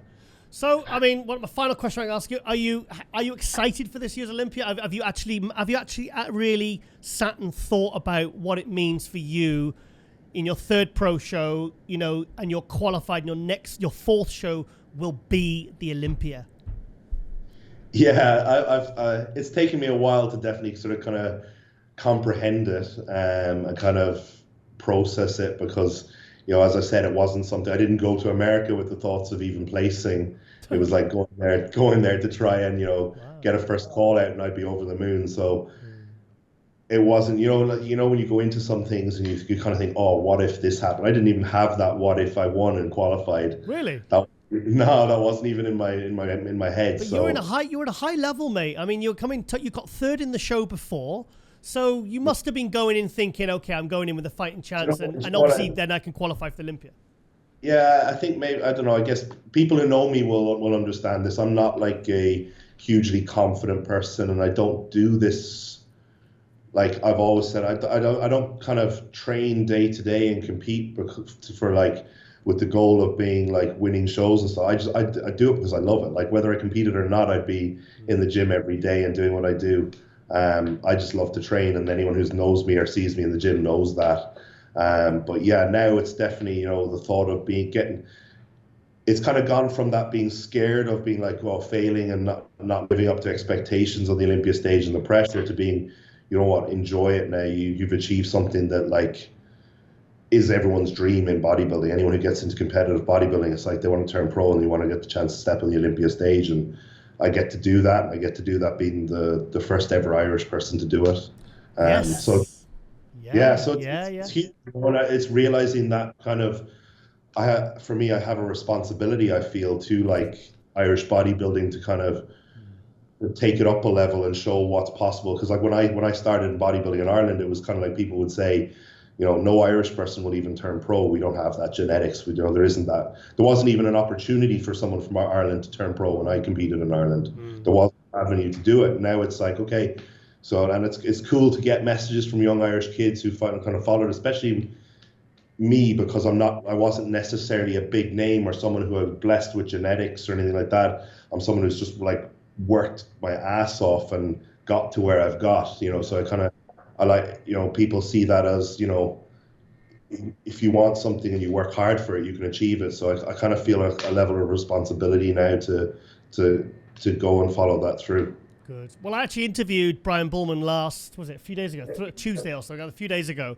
And we went right through the history. It was on the Pro League Hype Show for NPC News Online. And we spoke about the history and the significance of, the Muscle Contest Ireland and all and basically the history of Irish bodybuilding. So, it was really interesting, actually. It's sounds like guys like you now, you're leading the way now. And like you said, inspiring people back home in Ireland. Yeah, no, I'm honored to do so. And, Brian's been massive for Irish bodybuilding. And, people probably don't know this, but like he was on the phone to me every day I was in America, just like seeing how I was, if I needed anything. Saying now he still chats to me, and, I'm involved with Muscle Contest Ireland now. I'm sponsoring the show. Cool. So I'll be back there for that. And, I'm in talks that I want to do more for Irish bodybuilding. I want to try and get involved a bit more and put on. I'd love to put on another show there, another pro show, or I think there's we've got to put on some regional shows and stuff before we can put on more pro qualifiers there. So that's something that I want to be involved with, and, give the opportunity, because there's a lot of good young Irish bodybuilders at the moment. Yeah. We've had some good people come through, but I don't think there's not sort of the support system there to kind of follow it up with, there's a couple of very good guys, there was couple of guys who won pro cards from Ireland and stuff, but they haven't really kind of gone on to do anything with it yet, because the network isn't there yet, to really support them. So do you just say you'll be at Limerick on May the 15th for the Muscle Contest Ireland? Oh, cool. We'll be there too. Awesome. Well, we can catch up in person then. I'm not allowed to say yet why I'll be there. Am I allowed to say? Am I allowed to say? Well, I might be co-emceeing. Oh, awesome. Yeah. So my first pro league MC job there. So I'm really excited. Yeah, I'll be giving out a couple of the pro cards there. Oh, nice. Seven pro cards, guys and ladies. Yeah, so it should be like, it's awesome to have that opportunity in Ireland, and should be a big show. Obviously, there's the 212 Pro show on there as well. Yep. And it's in a new venue as well this year, even better, which should be a good spectacle. Yeah, I've seen some of the images. It looks it looks like a really nice venue. Because I went to a couple of Irish shows, non-NPC, Pro League, whatever, in 2006, and they weren't quite to that level. I mean, but it looks it's good that actually, like, even Brian over in California is still wanting to, because he could just put on shows in America and Tamo in Brazil and all them, and, but to actually, stick to his roots and his hometown of Limerick, and he still wants to promote and, and give guys like yourself and all these new guys opportunities to come through and turn pro. Yeah, well, I think as well now, for the fact that I've gone and qualified for Olympia, and it's kind of given Irish bodybuilding a bit more. Yeah. This people are a bit more passionate now that we want to continue that now, give more, and not just be a once off. I'd love to see more people from Ireland qualify. So there's hopefully, blessing might do this year. We'll see. Okay. Yeah, of course. Blessing, from because you're originally from Dublin and everything else, wasn't he? So there's a guy yourself that was told, when you were back home in Ireland, that you wouldn't turn pro, and there you are now going back, handing out prizes, and you're already qualified for the 2022 Olympia. That in itself is massively inspiring for all the Irish athletes. Yeah, and it's nice. I get messages daily from young kids from Ireland, who are into bodybuilding, and they're saying how much they look up to me and like inspired, and they're getting into their journey with it. So it's definitely it's humbling, like massively humbling for me. It's not something I ever expected. I didn't expect it would be me, but it's a nice position to be in. Good motivating for that appearance in Las Vegas in December, mate, isn't it? Yeah, definitely. Yeah. Darren, I'm going to let you go, mate, but I'm glad to see that you'll be going to Limerick, because I'm really excited about that event, and I can't wait to get there and see Brian and everybody else. So it's so I'll be seeing you in a few weeks, mate. Perfect, man. We'll see you soon, and thank you very much for having me on. Even stuff like this, being invited on shows like this is humbling for me. I listen to all these. I've been a bodybuilding fan for years. I watch and listen to everything. So it's pretty surreal, but it's cool. Well, it's our pleasure, and I'm just sorry I didn't get you on before. I should have got you on really when you run that pro show, but we've done it now, so we're good. So no problem. Thank you very much. All right then, Darren. Enjoy the rest of your Sunday, and I'll speak to you very soon. Speak to you soon. Have a good evening. Thanks, Darren. Take care, mate. And welcome back to MD Glow Muscle. Here at the On Rise Media Studio with me, your host, Giles Thomas, and we're joined all the way from sunny California, the Titan himself, Mike O Hearn. We are in it, my friend. Mike, first of all, mate, are you using some filter because you look younger every single time we speak? I am. I'm using this new filter from 1922. Actually, after I got out of college, that was a great year for me. So, hi, my friend. Mike. Oh, first of all, I want to say something before we start, because the last time we had you on, you were the first guest for the first episode that we done in this new studio.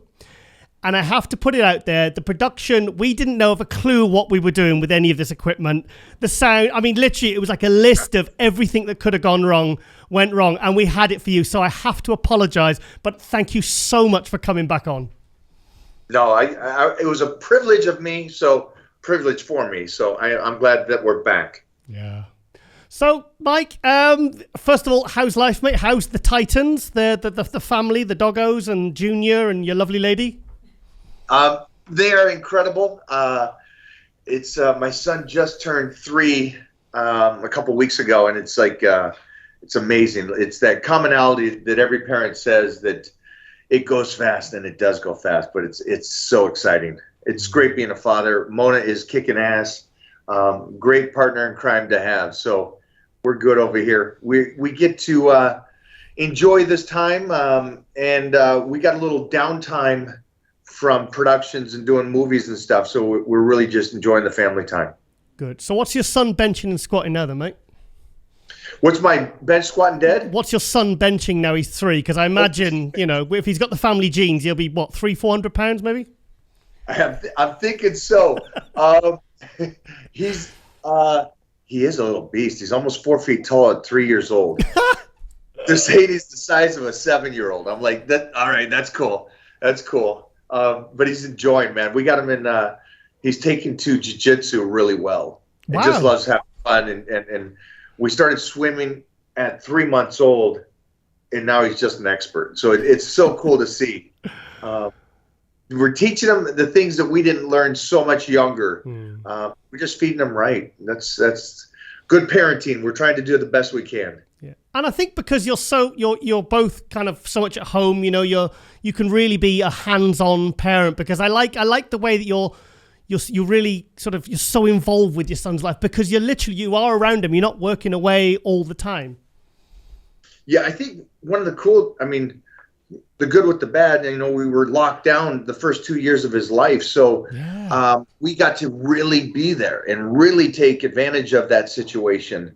And we did. It wasn't one of those things where we didn't take advantage of it. We 100% was focused on doing the best we can, and research too. I mean, we'll talk about another time when we talk about kids as he continues to grow, but the research on nutrition for young kids. I was lucky enough to have two parents that really believed in health and fitness, but I still didn't start until I was 9 years old, eating really, really right. Okay. And so just going back to, everybody's born and everybody thinks that they'll get to their potential height that they're born with, they're genetic gifted, and that's not true. If they're not nutrients, if the nutrients isn't right, you still don't even get to what you are actually able to get to. By starving the body or doing something wrong. So it's real cool research that I've been able to do being a father now. Yeah. So obviously that was probably a good thing about the whole lockdown situation, because you just had, your son was, 2 years of his life. So that was something you managed to sort of benefit from. Tremendously. I mean, those first two, it's funny because now being a parent, I didn't realize, my assumption was, well, they're babies. There's not much you can do. That's not true. Really? So many fat cells are developed at the age of 2. There's the nutrition on how they eat and how they sleep and how they continue to learn things at that age and what they're eating those first 2-3 years.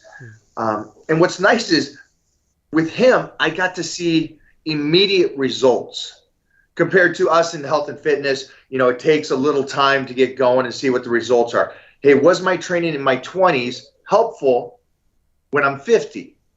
Or did what I did as winning Mr. Universe hurt me in my 20s to when I'm 50? So it's an interesting thing that, for me, health and fitness has been my life. It is my life. And I keep trying to understand what is the best way to do it, how to go through it. Not just to be a champion, but how to do it for a lifetime, like Robbie Robinson is still crushing it. And that, to me, is life. That it's not to survive life, it's to be the very possible best you can be through life. If you can be 75, 80 years old, and we just were talking to him, and he's like, when he's 80, he's going to still be doing this. When you and I, and we've all seen these in today's society, these 25 or 30-year-olds going, oh, I don't squat no more, I got bad knees. You're 30. You got bad 30? What's going on? Where are we losing the understanding that Jack LaLanne taught us, that you can live a healthy lifestyle and be a elite superhuman? And so I'm just really trying to study even further and further and learn more and more. And it's amazing that I've learned. I was in 1987, was in the magazines doing my first cover stories and stuff. And it's funny that in the last 10 years, I think I've learned more just because I'm testing it on myself and I see all those people I grew up with, what worked, what didn't work. I've learned more in the last 10 years than I ever did in my entire career. So, I mean, last week you posted on my Facebook, and I'll be honest, I actually thought you'd been hacked, because I thought, why is Mike O Hearn posting on my lowly Facebook page? Yeah, I was like, okay, because he noticed I didn't respond straight away, and then I thought, well, hang on a minute, if it is him, I don't want him to think I'm being rude. So do you want to take us through what you said and why you said it and what sparked you to do it? And why? And why, so yeah. What's your why? You, out of a lot of these hosts and people that do podcasts or interviews for the health and fitness world, it seems as I noticed they stay on the point of that little moment that the person was a champion. Yeah. And they stay there, where you're more open to this stuff, just of who you are. I've known you for a long time, so I know that you're willing to go into these other spots. Like, is training, how future or past champions have trained, actually helpful for a lifetime of healthy living? And so it just occurred to me that you would be the person for me to talk to, and that's why I actually went on your personal page and said, hey, so question for you. And also, I think you're in a great position to where you can ask these other champions and go, I get that this is how you won. What would you have done different? How would you have trained different? Because the one thing I noticed that everybody says is that everybody says they overtrained. That's the one commonality after somebody retires for 20, 30 years, 5 years, 2 years. They all say the same thing, is overtrained and went maybe too hard for a portion of time. Yeah. Now, I think there's a benefit of that because it just creates a better mindset of a champion. Sometimes you have to go to that level. But what is it for the body that was overtrained, or what was the rep range that was overtrained? And that's what got me to thinking to talk to you about that today. And we probably won't solve this issue today, but I think if more people talk about it and say, well, this is what I could have done differently and still achieve the greatness that I did.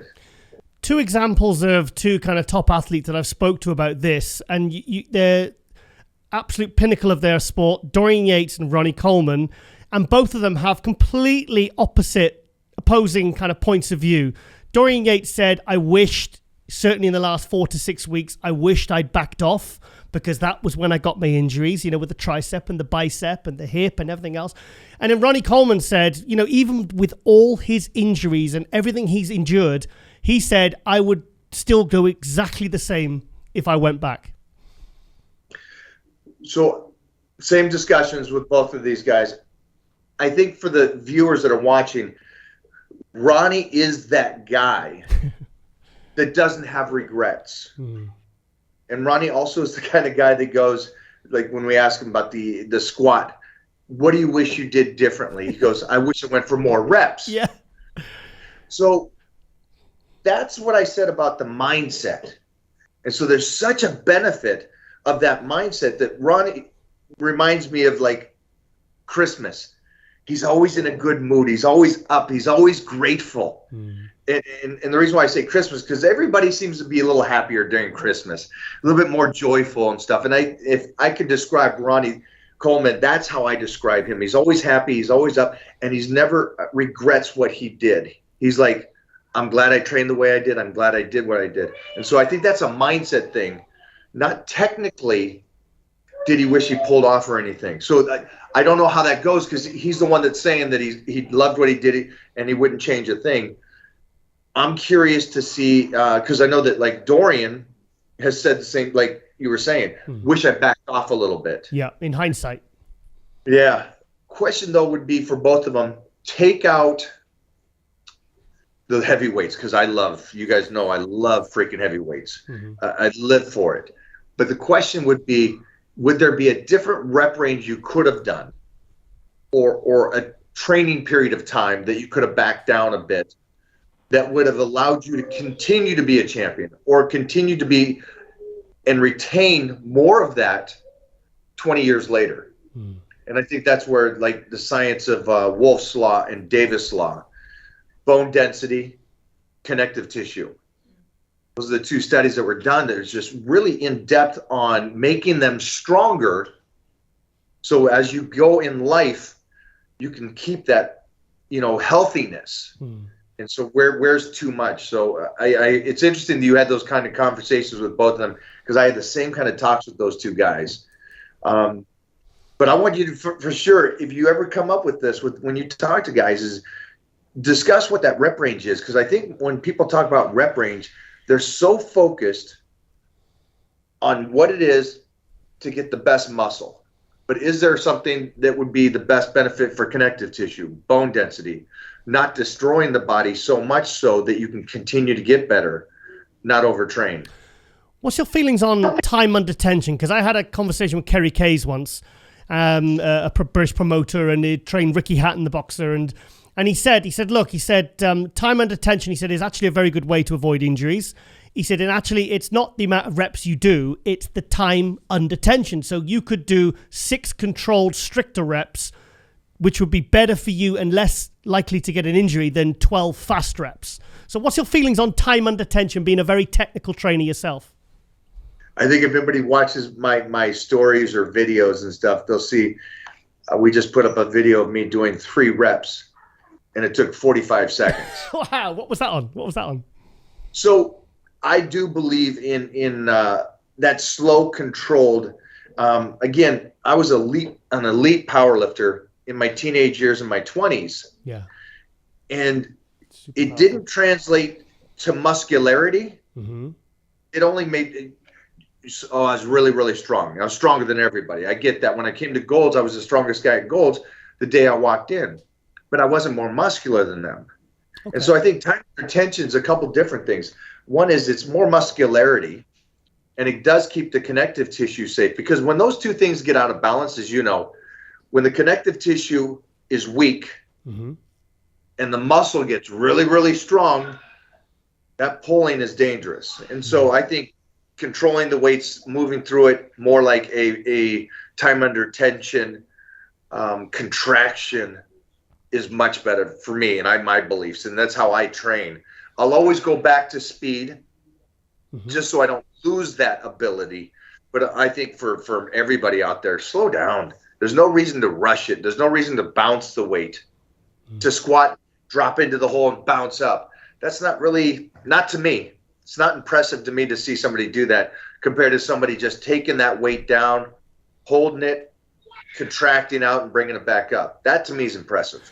I mean, look at the training styles of, say, Branch One and Ronnie Coleman, you know, and even though they're doing like 5-plate barbell rows, it was very quick. It was very, I mean, like Dorian Yates was a lot more stricter and controlled, and he'd hold the contracted reps, especially on back and biceps maybe. And then you got Ronnie and Ronnie that actually had a background in powerlifting that kind of went against the powerlifting style of building strength and doing it more controlled, and it was more kind of explosive. And what's your feelings on that? Well, Ronnie was an ADFPA powerlifter like I was back in the late 80s. Yeah. So, yeah, I knew of him then. So, and then, you know, he and I met in 89, I think it was the first time. So, yeah, I believe wholeheartedly that the rep range you're doing, you should always be at the peak weight that you're moving. Yeah. So I don't believe there's no such thing as lightweight. It's lightweight relative to the rep you're doing. So yesterday I did 15 reps on bench, close grip bench. The weight was still 350 pounds. Wow. I'm just doing 15 reps. Okay. But it's not to the mindset of somebody going, well, if you're doing 15, what should you do? 200 pounds? No, you still push it, because they need to understand, society needs to understand, outside of building muscle, we get that. That's what weightlifting does. But what it can do is build a foundation of a strong body. Again, I go back to it, that allows you to be a guy that's 150 years old and still doing this. You know, so that's the ultimate goal that I would like them to see for anybody that weightlifts. Bypass, skip over the Olympia titles or a trophy itself. Like if you took my universe away that I won, take that away. It's more beneficial that I got to be able to still do this today. Yeah. And I tussle with my son in jiu-jitsu, you know, and I'm an old father. So that's the coolest thing about it, I think, is the most beneficial thing that I want to try to see if there's more to this than the typical, hey, if you do 8 to 12 reps, that's the very best. You do 5 sets of an exercise and you should do four exercises. Well, hold on for a second. We go back to the boxing coach you were talking about. What if you can go in and do 2 exercises, maybe 3 sets each, rep range between 5 and 8, slow it down a bit, and get the same benefit. Now imagine this. You train a year like that. You train 10 years like that. How much less mileage do you have on that body? But you're still strengthening it and you're not destroying it. So there's the 2 aspects. Can weightlifting be good for you? Sure it can. Can it be bad for you? Well, of course it can. So we see that with past champions. If you do it wrong, or not, I don't want to say wrong. If you do it in excess over and over again and don't allow the body to recover, is there damage that you can't fix? And that's what I don't want for people.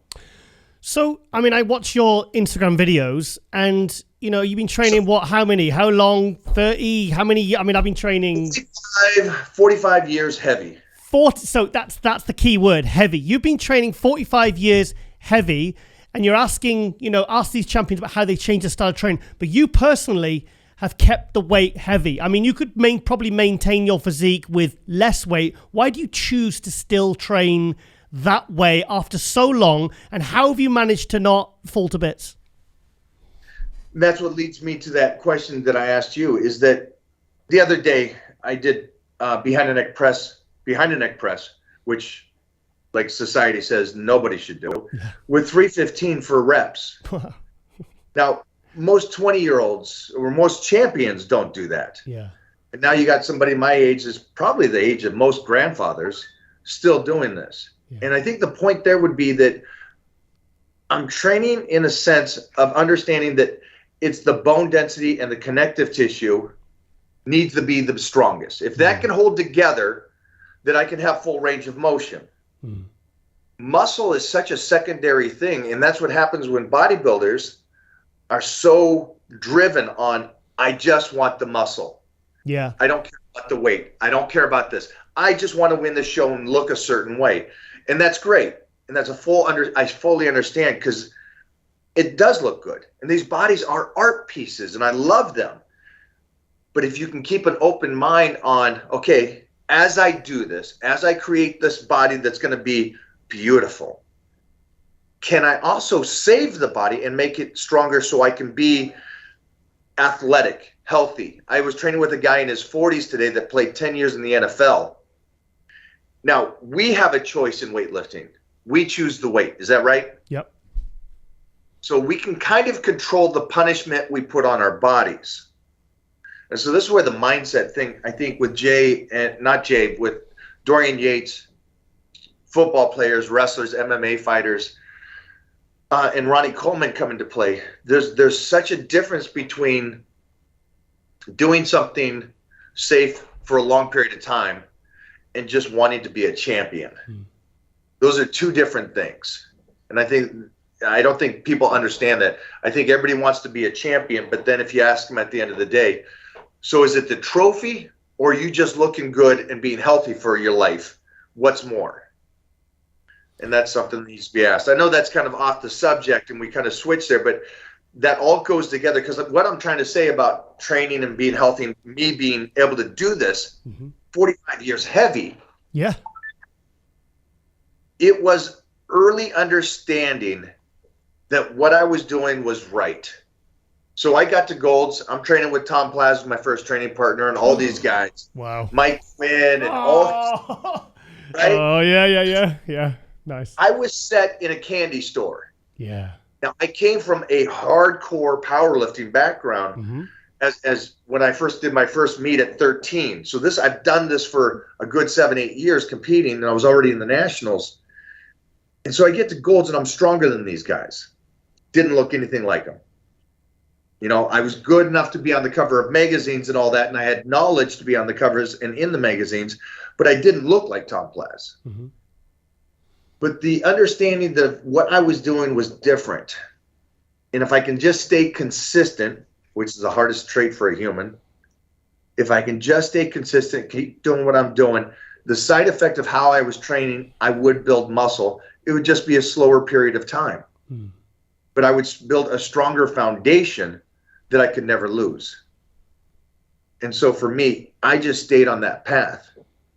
Now, I don't know if it's because I'm stubborn, but I never wavered from that path, which has paid dividends because all the guys I was with in the 80s aren't there anymore. And so it's like, okay, so I did something right. Now, how can I make it even better for everybody else? For all these young kids that are growing up right now, how can we make this even better for them?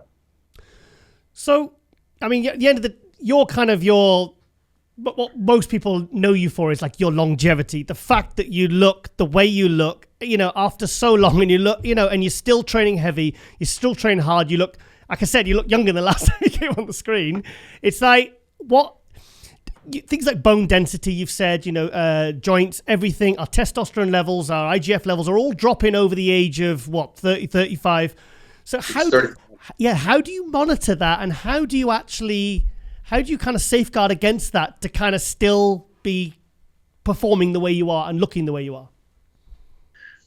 Taking care of myself, also doing things that most, I guess for sure, men and bodybuilders don't do, is check yourself out, see what's going on, check your blood work, see those things, see where everything is. I just had a great discussion with Lee Priest the other day. And he was talking about how when he works with somebody and these guys tell him where their blood levels are and all this kind of stuff, is society gets so carried away thinking, hey, if I do a little bit of something, I can get great. If I do a lot of something, I can be the very best. Yeah. And it doesn't work that way. And it doesn't work that way at all. It's the opposite. And so Lee was talking about how when he works with people, he probably takes people half the exercises, half the nutrition, half everything to make them healthier.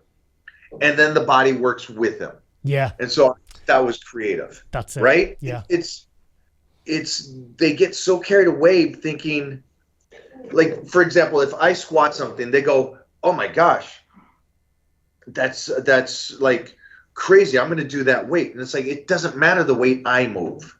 It doesn't matter that I did 315 behind the neck press. It just matters that I can do behind the neck press. It's the little things I want them to see. And sometimes they get fooled by the weight or the appearance or something like that. And like you said, it's like, I've been here since 1987 and I'm still here and I'm in it. Yeah. One of the top 5 guys for guest posing. I'm not just here. Yeah. I'm still doing what we were doing when I was 20. So I mean, no one would say that's the guy that used to be Mike O Hearn. They're like, that's Mike O Hearn and he's still looking absolutely incredible. You know, you're an anomaly in that way. Well, but I think that what I have to teach or to talk about in these discussions with you or Lee Priest or Lee Haney is that this will help the future. This will help all the kids out there that are thinking you have to only do it extreme. Yeah. You have to do the 800 squat. You have to do this. And I'm like, no, the 800 squat didn't get Ronnie his legs. Ronnie got his legs before that. He was just that strong at that point. You guys got to start seeing what he was doing when he was in 1990, what he looked like on the national stage when he didn't win. Yeah. That guy was already doing all that kind of stuff. It's that stuff that I wish they would look at and go, oh, okay, I get it. So it is just the consistency. It is just doing the very best you can that day, but not going to the extreme. I think that's so much more beneficial for these kids out there that they can go, oh, okay, I can do this for a lifetime. I thought weightlifting was for the 20-year-olds, 25-year-olds, 30-year-olds. And then you get, so that was the major thing for me to have your talk today, because you see now mostly here in America, which is, sorry, Americans, but wow, the average is acceptable. Hey, I look good for 40 years old, that kind of guy. And it's like, that just, it makes no sense to me. And that goes back to the mindset. But the guy that goes, well, I'm in the gym 5 days and I'm eating healthy, but you look, 50 at 40. Yeah. So something's off. Something's not right. And it could be, again, like what me and this NFL player were talking about, is that mindset. Today's mindset is a different thing. You don't get to see maybe you do. Let me ask you this then. You get to sit down with the very best in the world.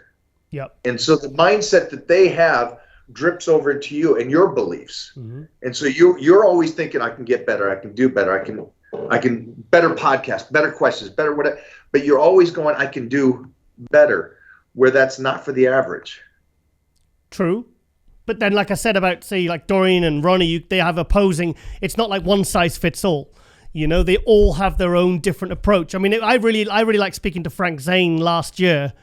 And that was kind of what I was asking about. What's his diet like? I mean, he hasn't competed since 1983, but I wanted to know what he ate now, because the guy's nearly 80, or he must be up there. He's 78, 79.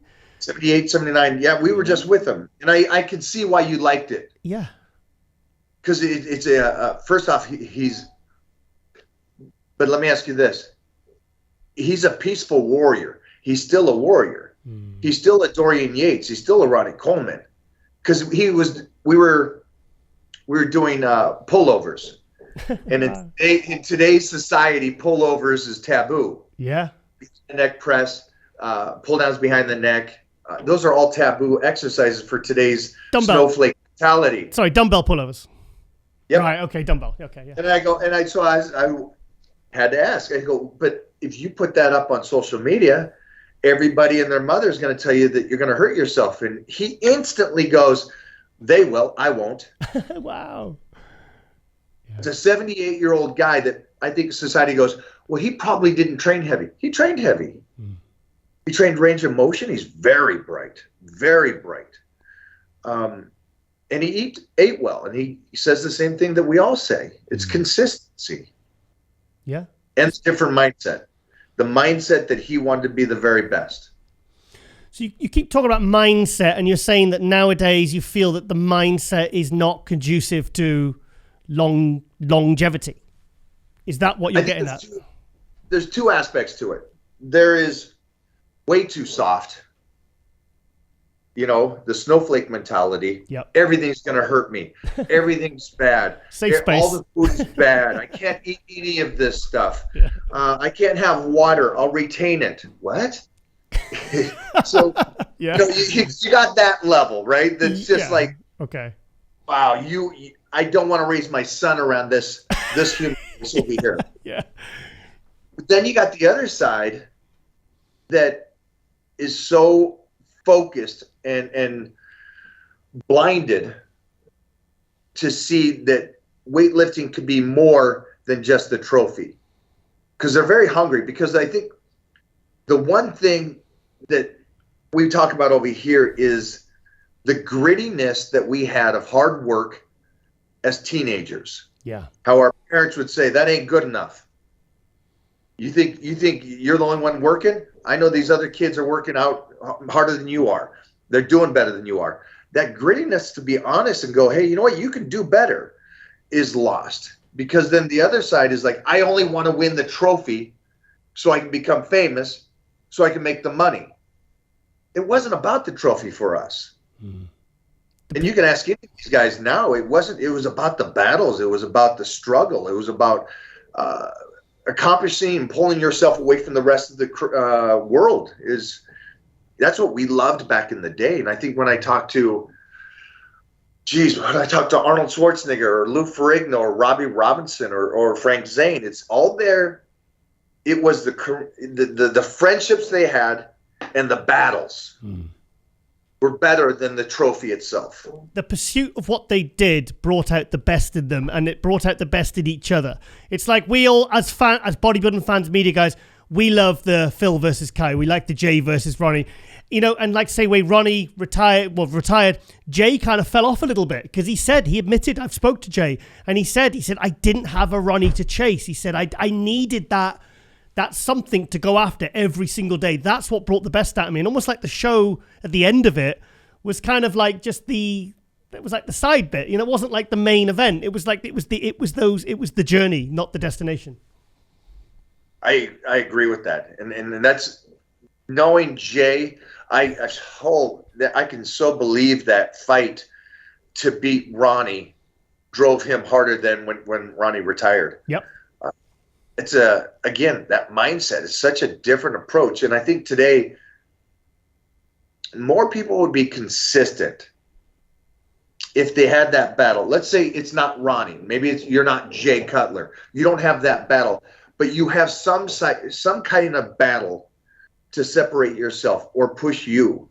And I don't know what that would be for every individual, but for me, it's showing that health and fitness, if done correctly or in relatively close correctly, that it can extend your life to live a fuller life and a better life. And now what I want to do is I'm going to do even more research and more understanding what mistakes that I made as a teenager that I can teach my son not to do to make him even that much better and separate himself. And it's not about the trophy. It's not about creating my son to be Mr. Olympia.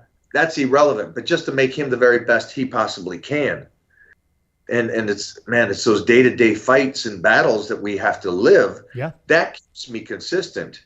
I'm honestly too scared to not work out every day.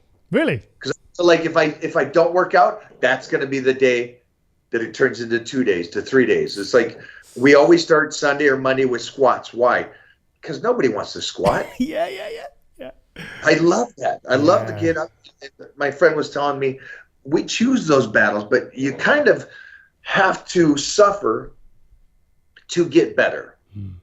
And that weightlifting for me is that suffering, that time that I choose to go, okay, I'm gonna attack myself to make myself stronger mentally, not just physically. And I think that's what's blinded on trophies, social media fame. Sorry. My last contest was in Classic in 2013. And then a few weeks afterwards, I found out I was diabetic. And after that, it was like, okay, then I think that's going to be my competing done for now. And for me then, I struggled, even though I'd been training for 15 years before I even did a show, like religiously, I just never thought I'd be good enough to compete. I found not having that goal, once I'd started training with a goal like a show, once I stopped competing, I found I was a little bit sporadic with my training, a little bit all over the place, because I was used to having that goal to train for, having that motivation to actually get to the gym and be as dedicated as you'd need to, as I was before I started competing. That was an issue for me. That was something I did struggle with. How did you overcome that? Or did you overcome that? Well, my training kind of just went from bad to worse. And then I actually started back training recently, a few weeks ago. And it was purely for my health, because my blood sugar, my fasting levels was climbing, and I was finding that my energy levels and my mood and everything was down. Now I'm back training, and now I've got that impetus. I changed gyms, and I feel complete. I can't even explain how different I feel now. And also, I was worried that I was going to get comfortable being in an untrained state, and that was something that always scared me. I think it's an interesting one, because I'm curious to see how this changes over the next couple of years. Because to me, you're still a pup. You're still a kid, and you got so much time. Will it turn over to the point of going, oh, you know what? I get that this is what's happened to me, and this is where I am now. But I'm going to get back to the very best I can, whatever that is. But fight against that struggle that's going on with you right now. Because I see that with other friends that go, I'm not competing no more, but this is what's happening. And they find a new light or a new drive. Yeah. Obviously, I've heard this forever for parents, is that when they have their kid, either they go one way. I got a kid now. I'm just relaxed. I'm fine. I got a wife, a kid. I'll just get fat and overweight, stop training. To where, or other parents go, oh, I really got to amp this up, because this kid's going to be kicking my ass in 10 years. Yeah. So I'm going the other way. And it's like, wow, how can I be more? If you knew me when I was 20 and in the magazines, I was a hungry, selfish kid. I didn't want nobody stronger than me, better than me. That's why I did the martial arts, the powerlifting, the bodybuilding. I wanted it all. And it's amazing that my goal or my trophy today means more to me now than it did then. And I was hungry then. Really? But the trophy now is me to be the very best version of myself. So where my son looks up and goes, I'm going to be like you, but better. That's what I want. I want something like that, to where he's like, I'm proud of his father. And that's a better trophy to me than, winning the universe or the covers of the magazines. I get that. That was great. That was awesome. But it's something different now. And so I think that's going to happen to you. I honestly do. I think you're going to go, you know what? This sidelined me. 13 was a while ago. It's time to go. Let's get a little ballistic and get really, really freaking healthy and really dive into this and create something even better than it was before. I think my biggest fear was that I was scared of being used to being in that. Like you said, making excuses and getting used to not going to the gym, which is something it's been a part of me since I was 13. So it did scare me. And at one point I was thinking, I was worried. I was thinking, am I just going to not snap out of this? And then I just took action, and then something just kind of sparked within me. And now the suits are getting tight, and I'm gone from 3 meals to 5 meals, and I'm doing my cardio as well. And I feel, and I can't explain it, but it's, my blood sugar's like down from high, to really kind of safe levels. My mind is clearer. Because thing is, when you're interviewing someone, like when my blood sugar's high, I could be talking to you now and I just literally, my mind would go blank. And that's the last thing you want when you want to be speaking to someone on screen. It's like, so it was, for me, that was the impetus kind of got me started back. But now I feel like something's clicked back into place. So with yourself, it's the example you set to your son, your health, the example you set to your 1.9 million followers. Is that what really drives you now? Not the, prepping for a show and going and winning the Mr. Universe or winning a powerlifting meet. Is that some of the things that drives you now to get up in the morning and do all the things you need to do to look and feel the way you do? Well, the first thing is I'm a born gladiator, and I need the battle. Yeah. I need the fight in the gym. And the fight in the gym, I think most people think it's like the workout fight. It's not. It's the mental fight. It is just my voice is in my head. That's why we don't let music at Gold's on until 6 or 7 o'clock, because I don't want no music. Okay. I don't want that noise. I want to hear my voice in the head when I'm under the squats. I want to hear the noise from my training partners. I want to hear. Are we talking AM or PM? Sorry to interrupt. Are we talking AM or PM? AM. 6 a.m. you train? I always trained at 4 a.m. Oh, God. Okay. Yeah, I like waking up like the because I know I'm ahead of everybody else, and I just love that feeling, and I love being there in that silence. But it's that battle. I need the battle, and like you know, I started competing at 13. Wow. And so this has been something that's bred into me, but it also keeps me in the fight of life. And something you said, and this may not be for you, but it was for me. When I lost my mom, I got very sad and depressed, obviously, like most hope. And I didn't rush out of being sad and depressed. I stayed in it instead of going, hey, I'm a guy. That's what happens. Parents die and you move on.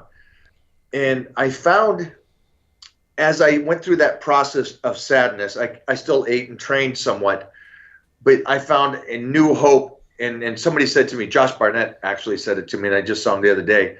Josh says, now train for your last name. You won the universe, you did all this stuff, that's cool. But now respect what your parents did for you when you were a kid and that name. And so I fought even harder because of that name. And that pulled me out of that kind of sadness and depression to where I even trained harder. So sometimes when something like this happens for you, right, it could be a gift to make you focus even harder, focus more on your body, focus in a different way, something different. This could be something that you're in a position to help so many people that think when they get that, life's over, life's done. You're in a great position to go, I'm going to be a representation of showing these people, this is what you can do when this happens. So I don't know. I know that's off subject, but I think that's at this stage where you and I are, you need to be more of a voice of what's possible instead of sitting back and being kick back and enjoy. How when your mother died, how long were you kind of in that kind of mindset? And you think is you were clearly embracing it. You weren't shying away from it or pretending like it wasn't there. You kind of run towards it. How long? Yeah, I was down for a good year or so. I just, didn't hang out, didn't talk to friends. I was in it. But I also understood I needed this time and I needed to go through it because when my dad passed, I did the guy thing where I was like, all right, the old man's gone. That's it. Move on with life. And I didn't live in that pain. And everybody says, well, that's life. Just move on. And it's like, that's... For sure, for me, that's not how I should have done it. I should have took that time when I was sad and let those emotions out. And so I did with my mother. And so it kept me down for a while. But again, when I pulled myself out of it, I became a whole different person, which helped me in life. In Sorry, Mike, we had a bit of a connection issue there. So continue. Well, we're just saying that I think what you're going through and what you're dealing with, and that if they can't understand it, you're coming out of that moment of what happened after your last show, which has been a while. But I think the opportunity of what's going to present itself for you is something so much bigger than a trophy. So that's my take on it. Because I don't know whether you know, but literally a year ago this Friday, my mum passed away. And that was and the same week of my mother's funeral, we realized something was up with my dad, and he's in quite an ill health at the moment. So a good thing was because I kind of threw myself into work, but a bad thing was that it kind of eating and training kind of took a little bit of a hit, which, could have been worse. I could have turned to drugs, alcohol, like a lot of people do, or fell into a deep depression. I didn't, but you know, I guess what I'm trying to say is you can't really run from anything. You have to face things. You can't suppress them. You can't, because otherwise I think they manifest in ways that you know, in other ways is what I'm basically trying to say. A much deeper and better conversation, truthfully, is that these struggles make us better. And sorry about, you know, parents, anybody is you know, it's a sad time, but to push it under the carpet, as they would say, I guess you mean, is not what we want, especially for men. It's okay to hurt and to reach out and talk about it and stuff like that. But weightlifting for me and eating right helped me at least not fall into such a depression that I went into a bad angle or lost myself or ended up in jail or whatever it is. You didn't end up in a pit that you couldn't get out of. You managed to just, like I said, because sometimes when you go to the gym, it can just be enough to put your day back on track or give you that little bit of, or if you've got something really weighing on your mind, it can just give you that hour or 45 minutes or whatever where you're really immersed in the session, you know, and you're training legs, where it just gives you a bit of respite from what is all the stuff that's swirling around your head and all the things you're having to process. Yeah, I'm not a counselor, so I don't want to say it for everybody, but yeah, that time is for you to understand what you're feeling and going through it, and the person that brought you into this world is now gone, and it's a huge part, and to just dust it off is such a painful thing. And if you can find something or somebody I'd rather something than somebody to at least help you stay consistent and then deal with those issues and then move forward, but not the alcohol, not the drugs. Don't go to that side, or depending on somebody is always great, but you know, you yourself have to go through that yourself, and you can't rely on other people to pull you up. You need to come pull yourself up, in my belief, is that, and that will change you and that will make you better. Yeah, so I'm excited to actually see what you do, because you're such a big, you know, you got a voice, and going through with what you're going through. There's so many people that are in health and fitness that need that kind of advice that you can give them as you deal with this stuff. Yeah. I think two words that have kept coming up in this conversation that you've kind of really sort of emphasized: consistency and mindset. Those are the two. I think really mindset, that's the one that really, that's the thing that gets you through those tough times. It gets you through the hard workouts. It, you know, keeps you consistent. It's the mindset. The two are connected, you know? So that's basically, I think, the key to certainly your success. I want to say this, though. Trust me when I say mindset isn't a tough guy at the gym. That's not the mindset. Mm. I think the mindset, I hope that people understand, is that it's a mindset that you're going to struggle, that you're going to get knocked down, but you got to keep going. That's the mindset I want for them. Mike, I'm going to be mindful of your time because I know you've got to go by 9, and I think that's a really good place to stop anyway. I think that was a really nice way to wrap it up. But you know what? I've actually got a list of subjects here that we've not even touched upon. So I'm hoping, please, that we can get you back for a part 3 at some point. Sorry, part 2, but third time on overall, because I've got a feeling there's a lot of stuff. I had a feeling of how this was going to go, and it's gone in a completely different direction, but I'm very glad of it. So thank you so much for your time, Mike O Hearn. Thank you so much for coming back on MD Globe Muscle, and I really appreciate the time. And I haven't even talked about like the supplement range and all the other cool stuff you got up to. And I want to talk about there's so many other things like supplementation. We got so much. Oh my God, yeah. So I'm gonna be hassling you again very soon. Absolutely, you guys. All right, then, Mike. Have a great day. And like I said, thank you so much for coming on MD Globe Muscle. I really appreciate the time. Thanks, brother. Okay, guys, it is time for hot news for episode 57, season 4, episode 137. Is that right? Yeah, 80 plus 57. Yeah, for MD Globe Muscle. A bit of a quiet week this week in terms of contests, and the episode is very long this week, so we're just going to focus mostly on the guests, the fantastic guests in this episode. I don't know about you, but I am absolutely super happy with this episode because because sometimes we do hot news and we still have an interview to go, but we've done all 3 interviews. And I am super, super happy with the interviews for this week. Hope you enjoyed it. And also, we will be getting on more Brazilian athletes as well. So our guy over there, Miguel Chain, is getting me the hookups. Get me hooked up with some of the good Brazilian athletes to get them on, and because a lot of them don't speak English, so we're gonna have to get some translators. But we don't mind doing that on MD Globe Muscle. So that's basically something we don't shy away from. Because I've actually had some fantastic interviews with athletes that don't speak English, and they all deserve their publicity and their promotion. So we will always make it work. Hassan Mustafa, there was one. Oh my God, Hassan Mustafa, Lee Seong Chul. What? Sorry. Stop slamming. Do I slam the table? Do I? Sorry, I'll stop. So I've got to stop touching the mic and I'll stop slamming the table. What else can I do? Scratching myself. I know, but I've got this. It's not a tailored jacket, and it's a little bit long in the sleeves. And I do, I tell you what though, the old suit's getting a bit tighter now. I'm not going to lie. Back training 4 weeks back now. Training. Sorry, it's not slamming. I'm just touching it.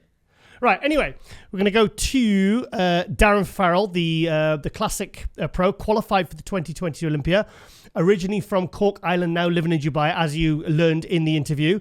So this is the guy that's come up, I'd say it's not that he's come up fast, but he's really made significant improvements from being a kind of a good classic guy to winning pro shows and now going to the 2020 Olympia, so he's getting the formula right. I want to find a really good physique shot. Preps a lot of people as well, has his own very successful coaching business, and that's a good shot. It's not really a contest condition. I mean, he's a few weeks out there. A few more post-workout captured by, my goal is to have no weak shots come Mr. Olympia. So yeah, this is obviously an off-season shot, but so this is because he said he's very close to the classic limit, so he can't. I think he said he goes up to about 250-ish in the off season. Otherwise, he'd go up to like 270, 280. So he has to keep his body weight down so he can cruise in and not, because when these guys lose a lot of weight on a prep, they sacrifice muscle tissue, and also the prep is bloody tougher than it needs to be. So by focusing more on their conditioning like this for their off season, this means that it's easier for them to cruise in and bring the best package they can possibly bring, when they step on stage. So I want to find a contest shot from the show he won. Was it I forgot the name of the show now. Antonio? Texas show he won last year, I believe. Or was it third? Let's have a look. So he got a lot of his clients there on his page, not just some random women. So what do you want to see, Lauren? Do you want to see a training shot or a posing shot? So posing, okay. Posing. Oh, that's a video. That's a photo, not a video. What's this? Is that him? Yeah. Wow, that's a. So hang on. That's something I didn't really talk about in the interview, because in a lot of these posts I've seen he talked about he had depression in years previous, and basically said it was kind of like bodybuilding and competitions and the whole lifestyle that kind of pulled him out of that, gave him some. Let's read this. Picture on the left is from just before I started working with Jamie Dorigo. This was a guy who had zero self-worth, zero self-confidence, and honestly had pretty much given up on everything. Wow. So that's sounds like he had proper hardcore, maybe clinical depression. I don't know. I'm sure when Jamie started working with me, it wasn't because he saw the potential to reach the levels that I have now, but Jamie cares about people and he saw someone that needed help. He taught me a lot more than bodybuilding. He taught me that, life can be shit sometimes, but you have the power to change it. You can sit there and feel sorry for yourself, or you can fight back. He stood by my side every step of the way, instilled some very basic principles to me. Show up and work hard, and that's exactly what I have done this last few years. I'm not the best body, but he's very down on himself. Do you notice that?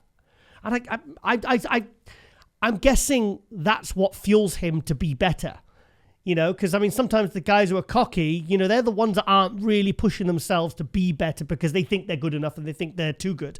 But this guy, he's a work in progress. He feels like he has a lot of work to do before he can really, I don't know. It's basically what drives him is what I'm kind of hinting at. You and only you have the power to make your life great, but it does help to have good friends around you. So he's really given Jamie Dorigo, a 212 pro there, his friend out in Dubai, given a lot of props. So he's really, it's good friends there, and obviously he's prepped him and he's been a good coach and he's supported him and he's pulled him out of this kind of like this deep dark depression, and he's given him, he's helped him to go on and do these things and inspire others and prep others and also lead a great life out there in Dubai. He seems to be thriving. He seems to be doing very, very well. This is the one. This is the show. This is where he won. I tell you, I like that shot there. That's good. Yeah, he's got a lovely shape. Great classic shape. Vacuum. Nice. Very, very classic posing. Conditions very, very good. So was this steady? Hang on. The first show he'd ever won? Yes, for New Zealand. Yeah. No. This was in this is Antonia. It says, look, Antonia. This is in this was in Texas. Yeah, Antonio, Texas. Yeah. Up until 2019, I never won a show. Hell, I don't think I was even in the first caller, and nobody ever thought I'd achieve anything in bodybuilding. Then I won my pro card, and again, nobody thought I'd do anything as a pro. 2021, I placed like 9th or 10th in my pro debut. I can't remember the exact placing, as it was terrible. In 2021, I went on to win my first pro show and qualify for the Olympia, which, when he won this, qualified him for the 2022 Olympia, which was 14 months away from this one. So that, he's gone there from being, like you said, like second, third call out at shows. He can't even remember the placings in some of the shows, to then winning a show and qualifying for the Olympia. So I bet he's got all the purpose and motivation he needs now to, improve on this package. Those front shots are absolutely fantastic. And so he's won a pro show. Oh, there's more photos there. Let's have a look. Is that more photos? Oh, yeah, here we go. Yeah, no, that's not him. That's not him. That's somebody else. Oh, these are old photos. Okay, so that was so it's basically signifying the journey he's been on and how much he's improved in the last 2 years. Let's have a look at one training. There's a lot of back videos, like his back training. Let's have a look at this one. T-bar rows. Is it good form though? None of these like 2-arch T-bar rows, mate. Is this the gym that Larry Wheels trains at? It looks familiar. So, good form. Because these T-bar rows, when they put the 20 kilo plates and they put the little handle on and they literally do and it's a lot of thrusting and a lot of grunting and a lot of noise, but there's no range of motion. But I tell you what, that's a good weight and he's really doing good form there. So I'm very happy to see that. So fantastic. He's going to the 2022 Olympia and it was nice to get him on and talk more about him because we bumped into him at the Alicante show at the NPC European last August, and I had a really nice chat there on the steps with him. And that's a good shot. That's a really good shot. I like that. Yeah, great physique. So let's see what he can bring. There's a lot of good guys coming to the Classic, and we had Tony Young on the other week. Also won the... what show did he win? Oh my God, mine's gone blank. Too many shows. What show did he win? Tony Young won the show that he was doing last week, and now he's going to the Olympia. But basically my point is there's a lot of good classic guys coming into the Olympia this year. I think we're going to see a lot of new faces, and I'm be interested to see if they shake up and get into that top 6, because you've got guys like Ramondino, Urs Kalasinski already in the top 5 at the Olympia. So they're pushing guys out like Breon Ainsley. So it'll be interesting to see now if Chris Bumstead and Terence Rufford are going to manage to maintain those top 2 spots. So it'll be interesting to see if any of these new guys come up and knock them out of the top 5, maybe even out the top 10. So the classic class is absolutely exploding right now, and fantastic to see. The popularity is it's incredible, and obviously the prize money at the Arnold Classic from $7K first prize, $60K. So there's a lot of investment, a lot of attention, a lot of excitement, a lot of interest around the Classic, and the guys are really, really stepping up. And like I said, it's just in quality and quantity, Classic is absolutely exploding right now. I would say in terms of growth, it's the fastest growing class right now. So going to go to the Arnold Classic Wheelchair Pro winner. Actually beat, Gabriele Andriulli, who did the almost unthinkable like Jay Cutler did in 2006. And that was beat what we considered to be the undefeatable? Is that a word? Undefeated, unbeatable champion, King Kong Kelly, Harold Kelly. So he's won the Arnold Classic and he's beat Harold Kelly. So this makes things very interesting for the 2022 Olympia. And I loved the interview. Because when they say they don't speak very good English, it's always like, okay, I hope they speak good enough English so I can at least talk, and not stumble. But I felt like the interview went great. We spoke for an hour, which was a lot longer than I, kind of hoped for. But it was a fantastic interview, and obviously, as you've seen in the interview, he was, a very interesting story, very interesting, very inspiring. Here's a guy that, car accident in 2011, and 2 years later, he's there getting his pro card out in America. So from paraplegic there to getting your pro card out in America, it's incredible what these guys do. These athletes are absolutely amazing. I had a wheelchair athlete stay at my house once, a British pro called, he hadn't competed since 2012-13. I think he did body power in 2013. And he was top 3 at the Houston Pro. And I haven't seen Dan Smith. And, and you just having them, you realize what they have to go through to just get up and eat and go to the bathroom and do all these different things. And, things that we kind of take for granted, getting upstairs. And this was an athlete, Dan had a little bit of mobility in his legs, so he couldn't, but like Gabriele said, he has no, pretty much none. So from the knees, knee down or something, has no feeling. So here we go. Yeah, God, look at that. Yeah, so here he was. He's bigger now. Wow. So there's Gabriele, obviously before his accident in 2011, and here he is. Is that probably 10 years later? 10, 11 years later at the Arnold Classic. Not just winning the Arnold Classic, but like I said, beating, Harold Kelly, who we all thought was just completely, unbeatable. And so Italy, he's going to the Olympia, and he wants to win it. So I'm glad that the, his condition was incredible. He managed to reverse his insulin resistance, basically diabetes, something I might have to try.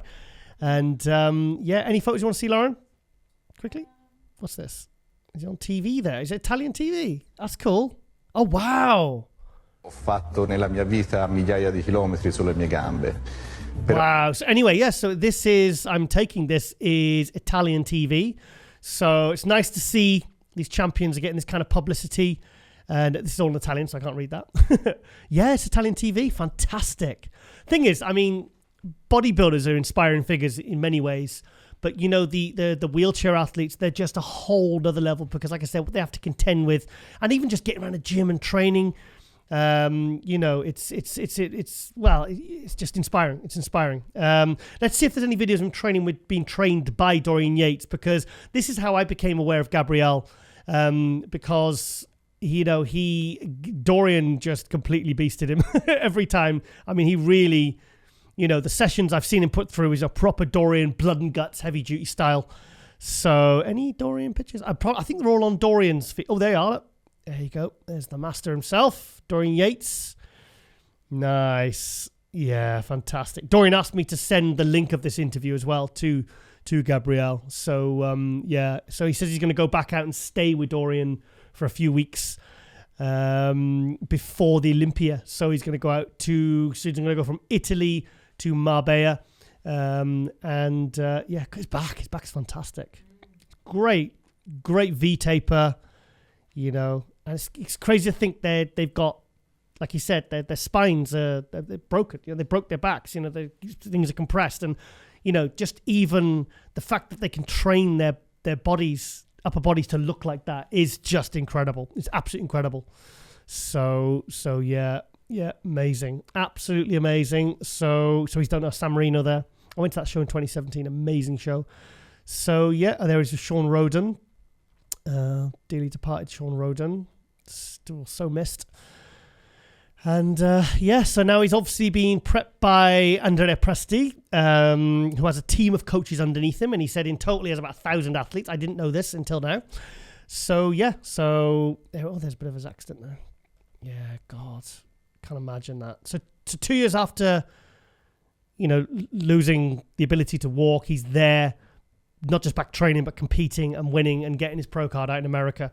So so fantastic. It was a very, very, very, I was really glad we got to hear his story, and I'm glad we can converse properly. His English was good enough to really get his story across and get the emotion across, And so I hope you enjoyed that anyway. And because we've had Harold Kelly, I think I've had him on twice on MD Global Muscle in season 1 and I think season 3. But so okay, then we're going to go to the Titan himself, Mike O Hearn. 1.9 million followers. Wow. So I definitely think we're going to get Mike back for part 2. Did you enjoy that? It was good, wasn't it? Really good. Yeah, really good. It's funny because I had all my questions worked out, and sometimes you just got to let a conversation take its kind of natural flow. Is that he's still, and he's in his 50s, and he's still throwing around so much weight. It's absolutely mind-blowing, his dogs. I didn't really talk about his dogs much in the interview. Look at that. I mean, so is that 1, 2, 3, is that 4.5 plates? Spotter knows, and Wolf is not worried in the slightest. There's his dog, look. Look, it's his dog. Yeah, it takes his dog to the gym. Hang on, are those weights real? Yes, they are. 4 plates. I mean, he's not sort of playing with it, but he's moving that comfortably, isn't he? You know? And it's funny, isn't it? Sometimes you think the older you get, maybe he'd just be like, okay, I'm going to start backing off on the weight. I mean, even 3 plates is heavy. Bloody heavy. I mean, you know, God, oh, his dog. Fantastic. That's his lovely Lady Munir. I'm sure that was a lady that used to be editor of Muscle and Fitness Hers. I'm sure it was. So there he is with his son. So he's a really interesting guy, Mike O Hearn. So was he 3 or 4 years old doing jiu-jitsu? Look at that. Let's have a look. Yeah! Hang on.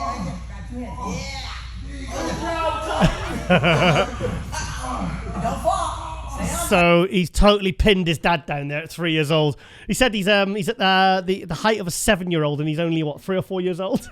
That's awesome. 3 or 4 years old doing martial arts. I mean, that's incredible.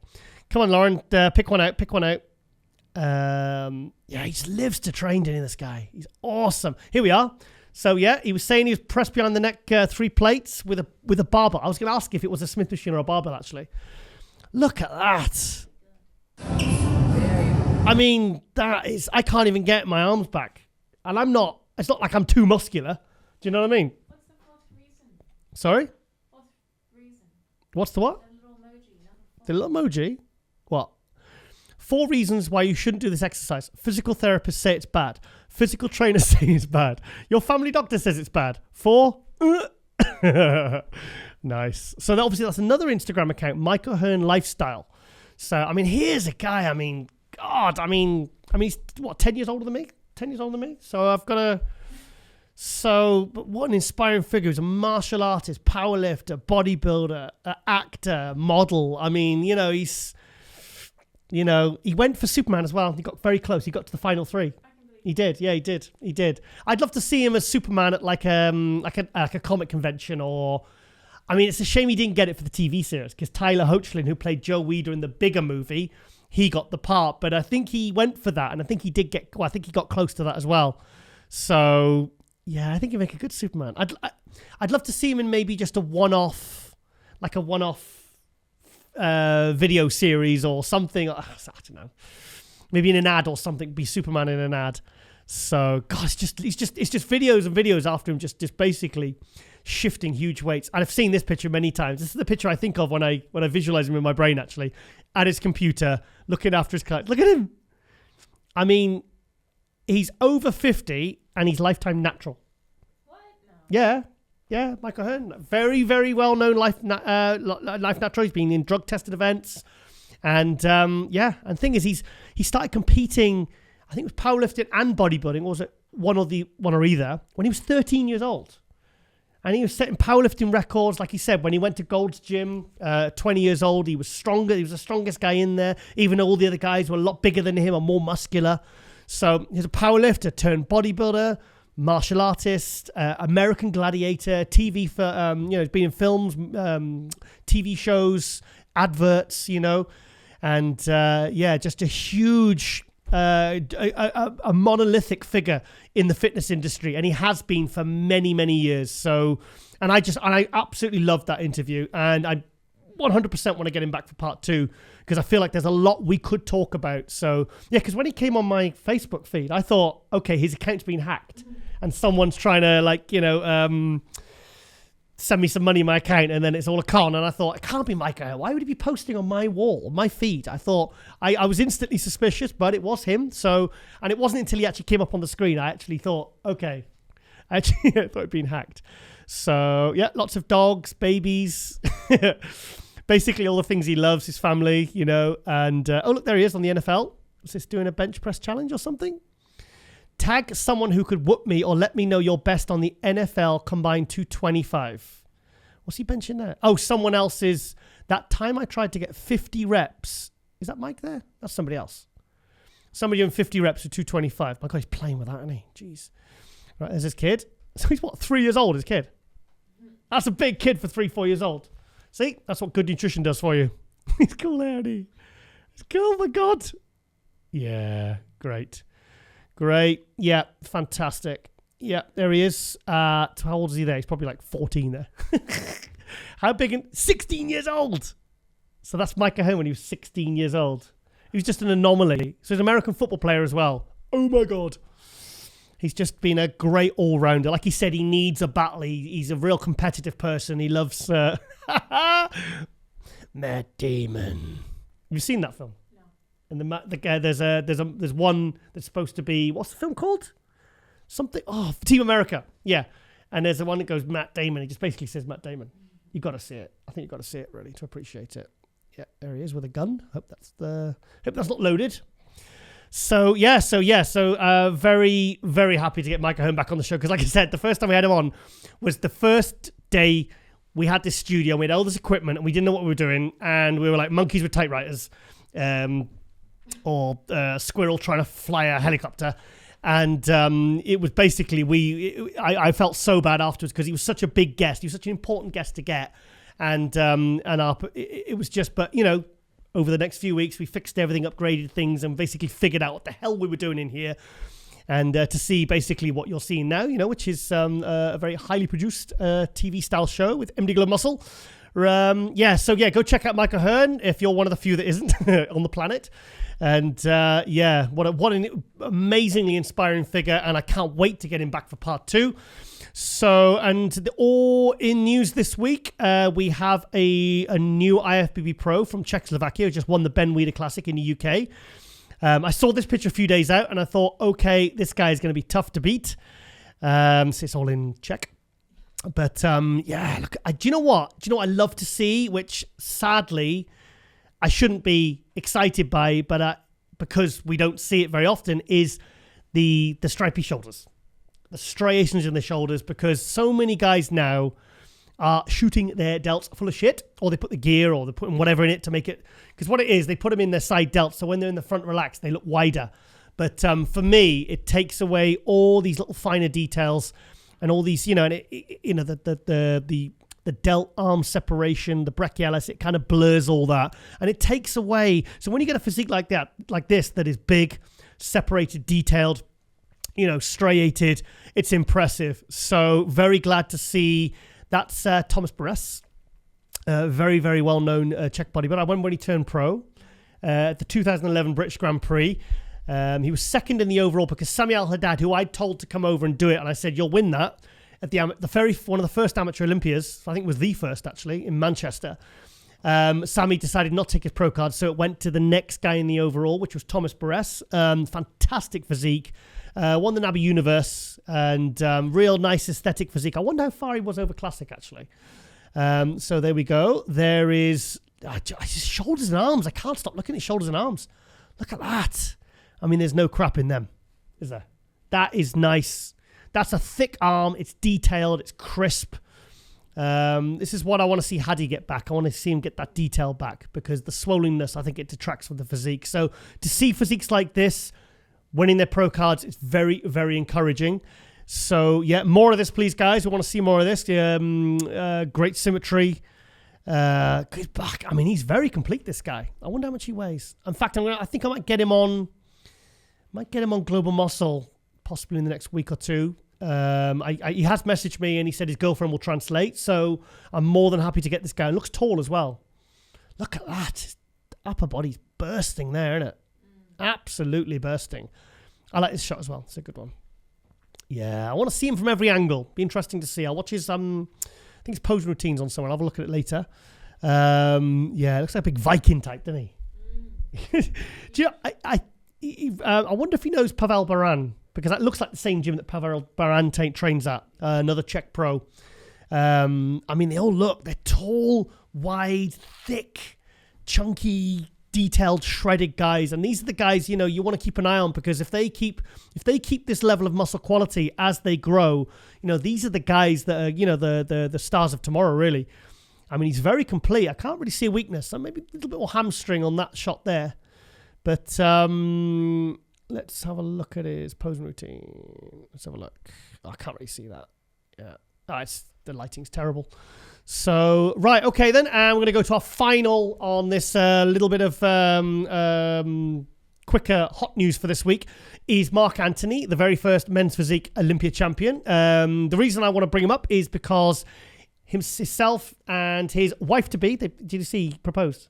No, they're married now. Mark Anthony. Oh, they're married? They got married in Vegas. Oh, okay. I'm obviously behind on the news.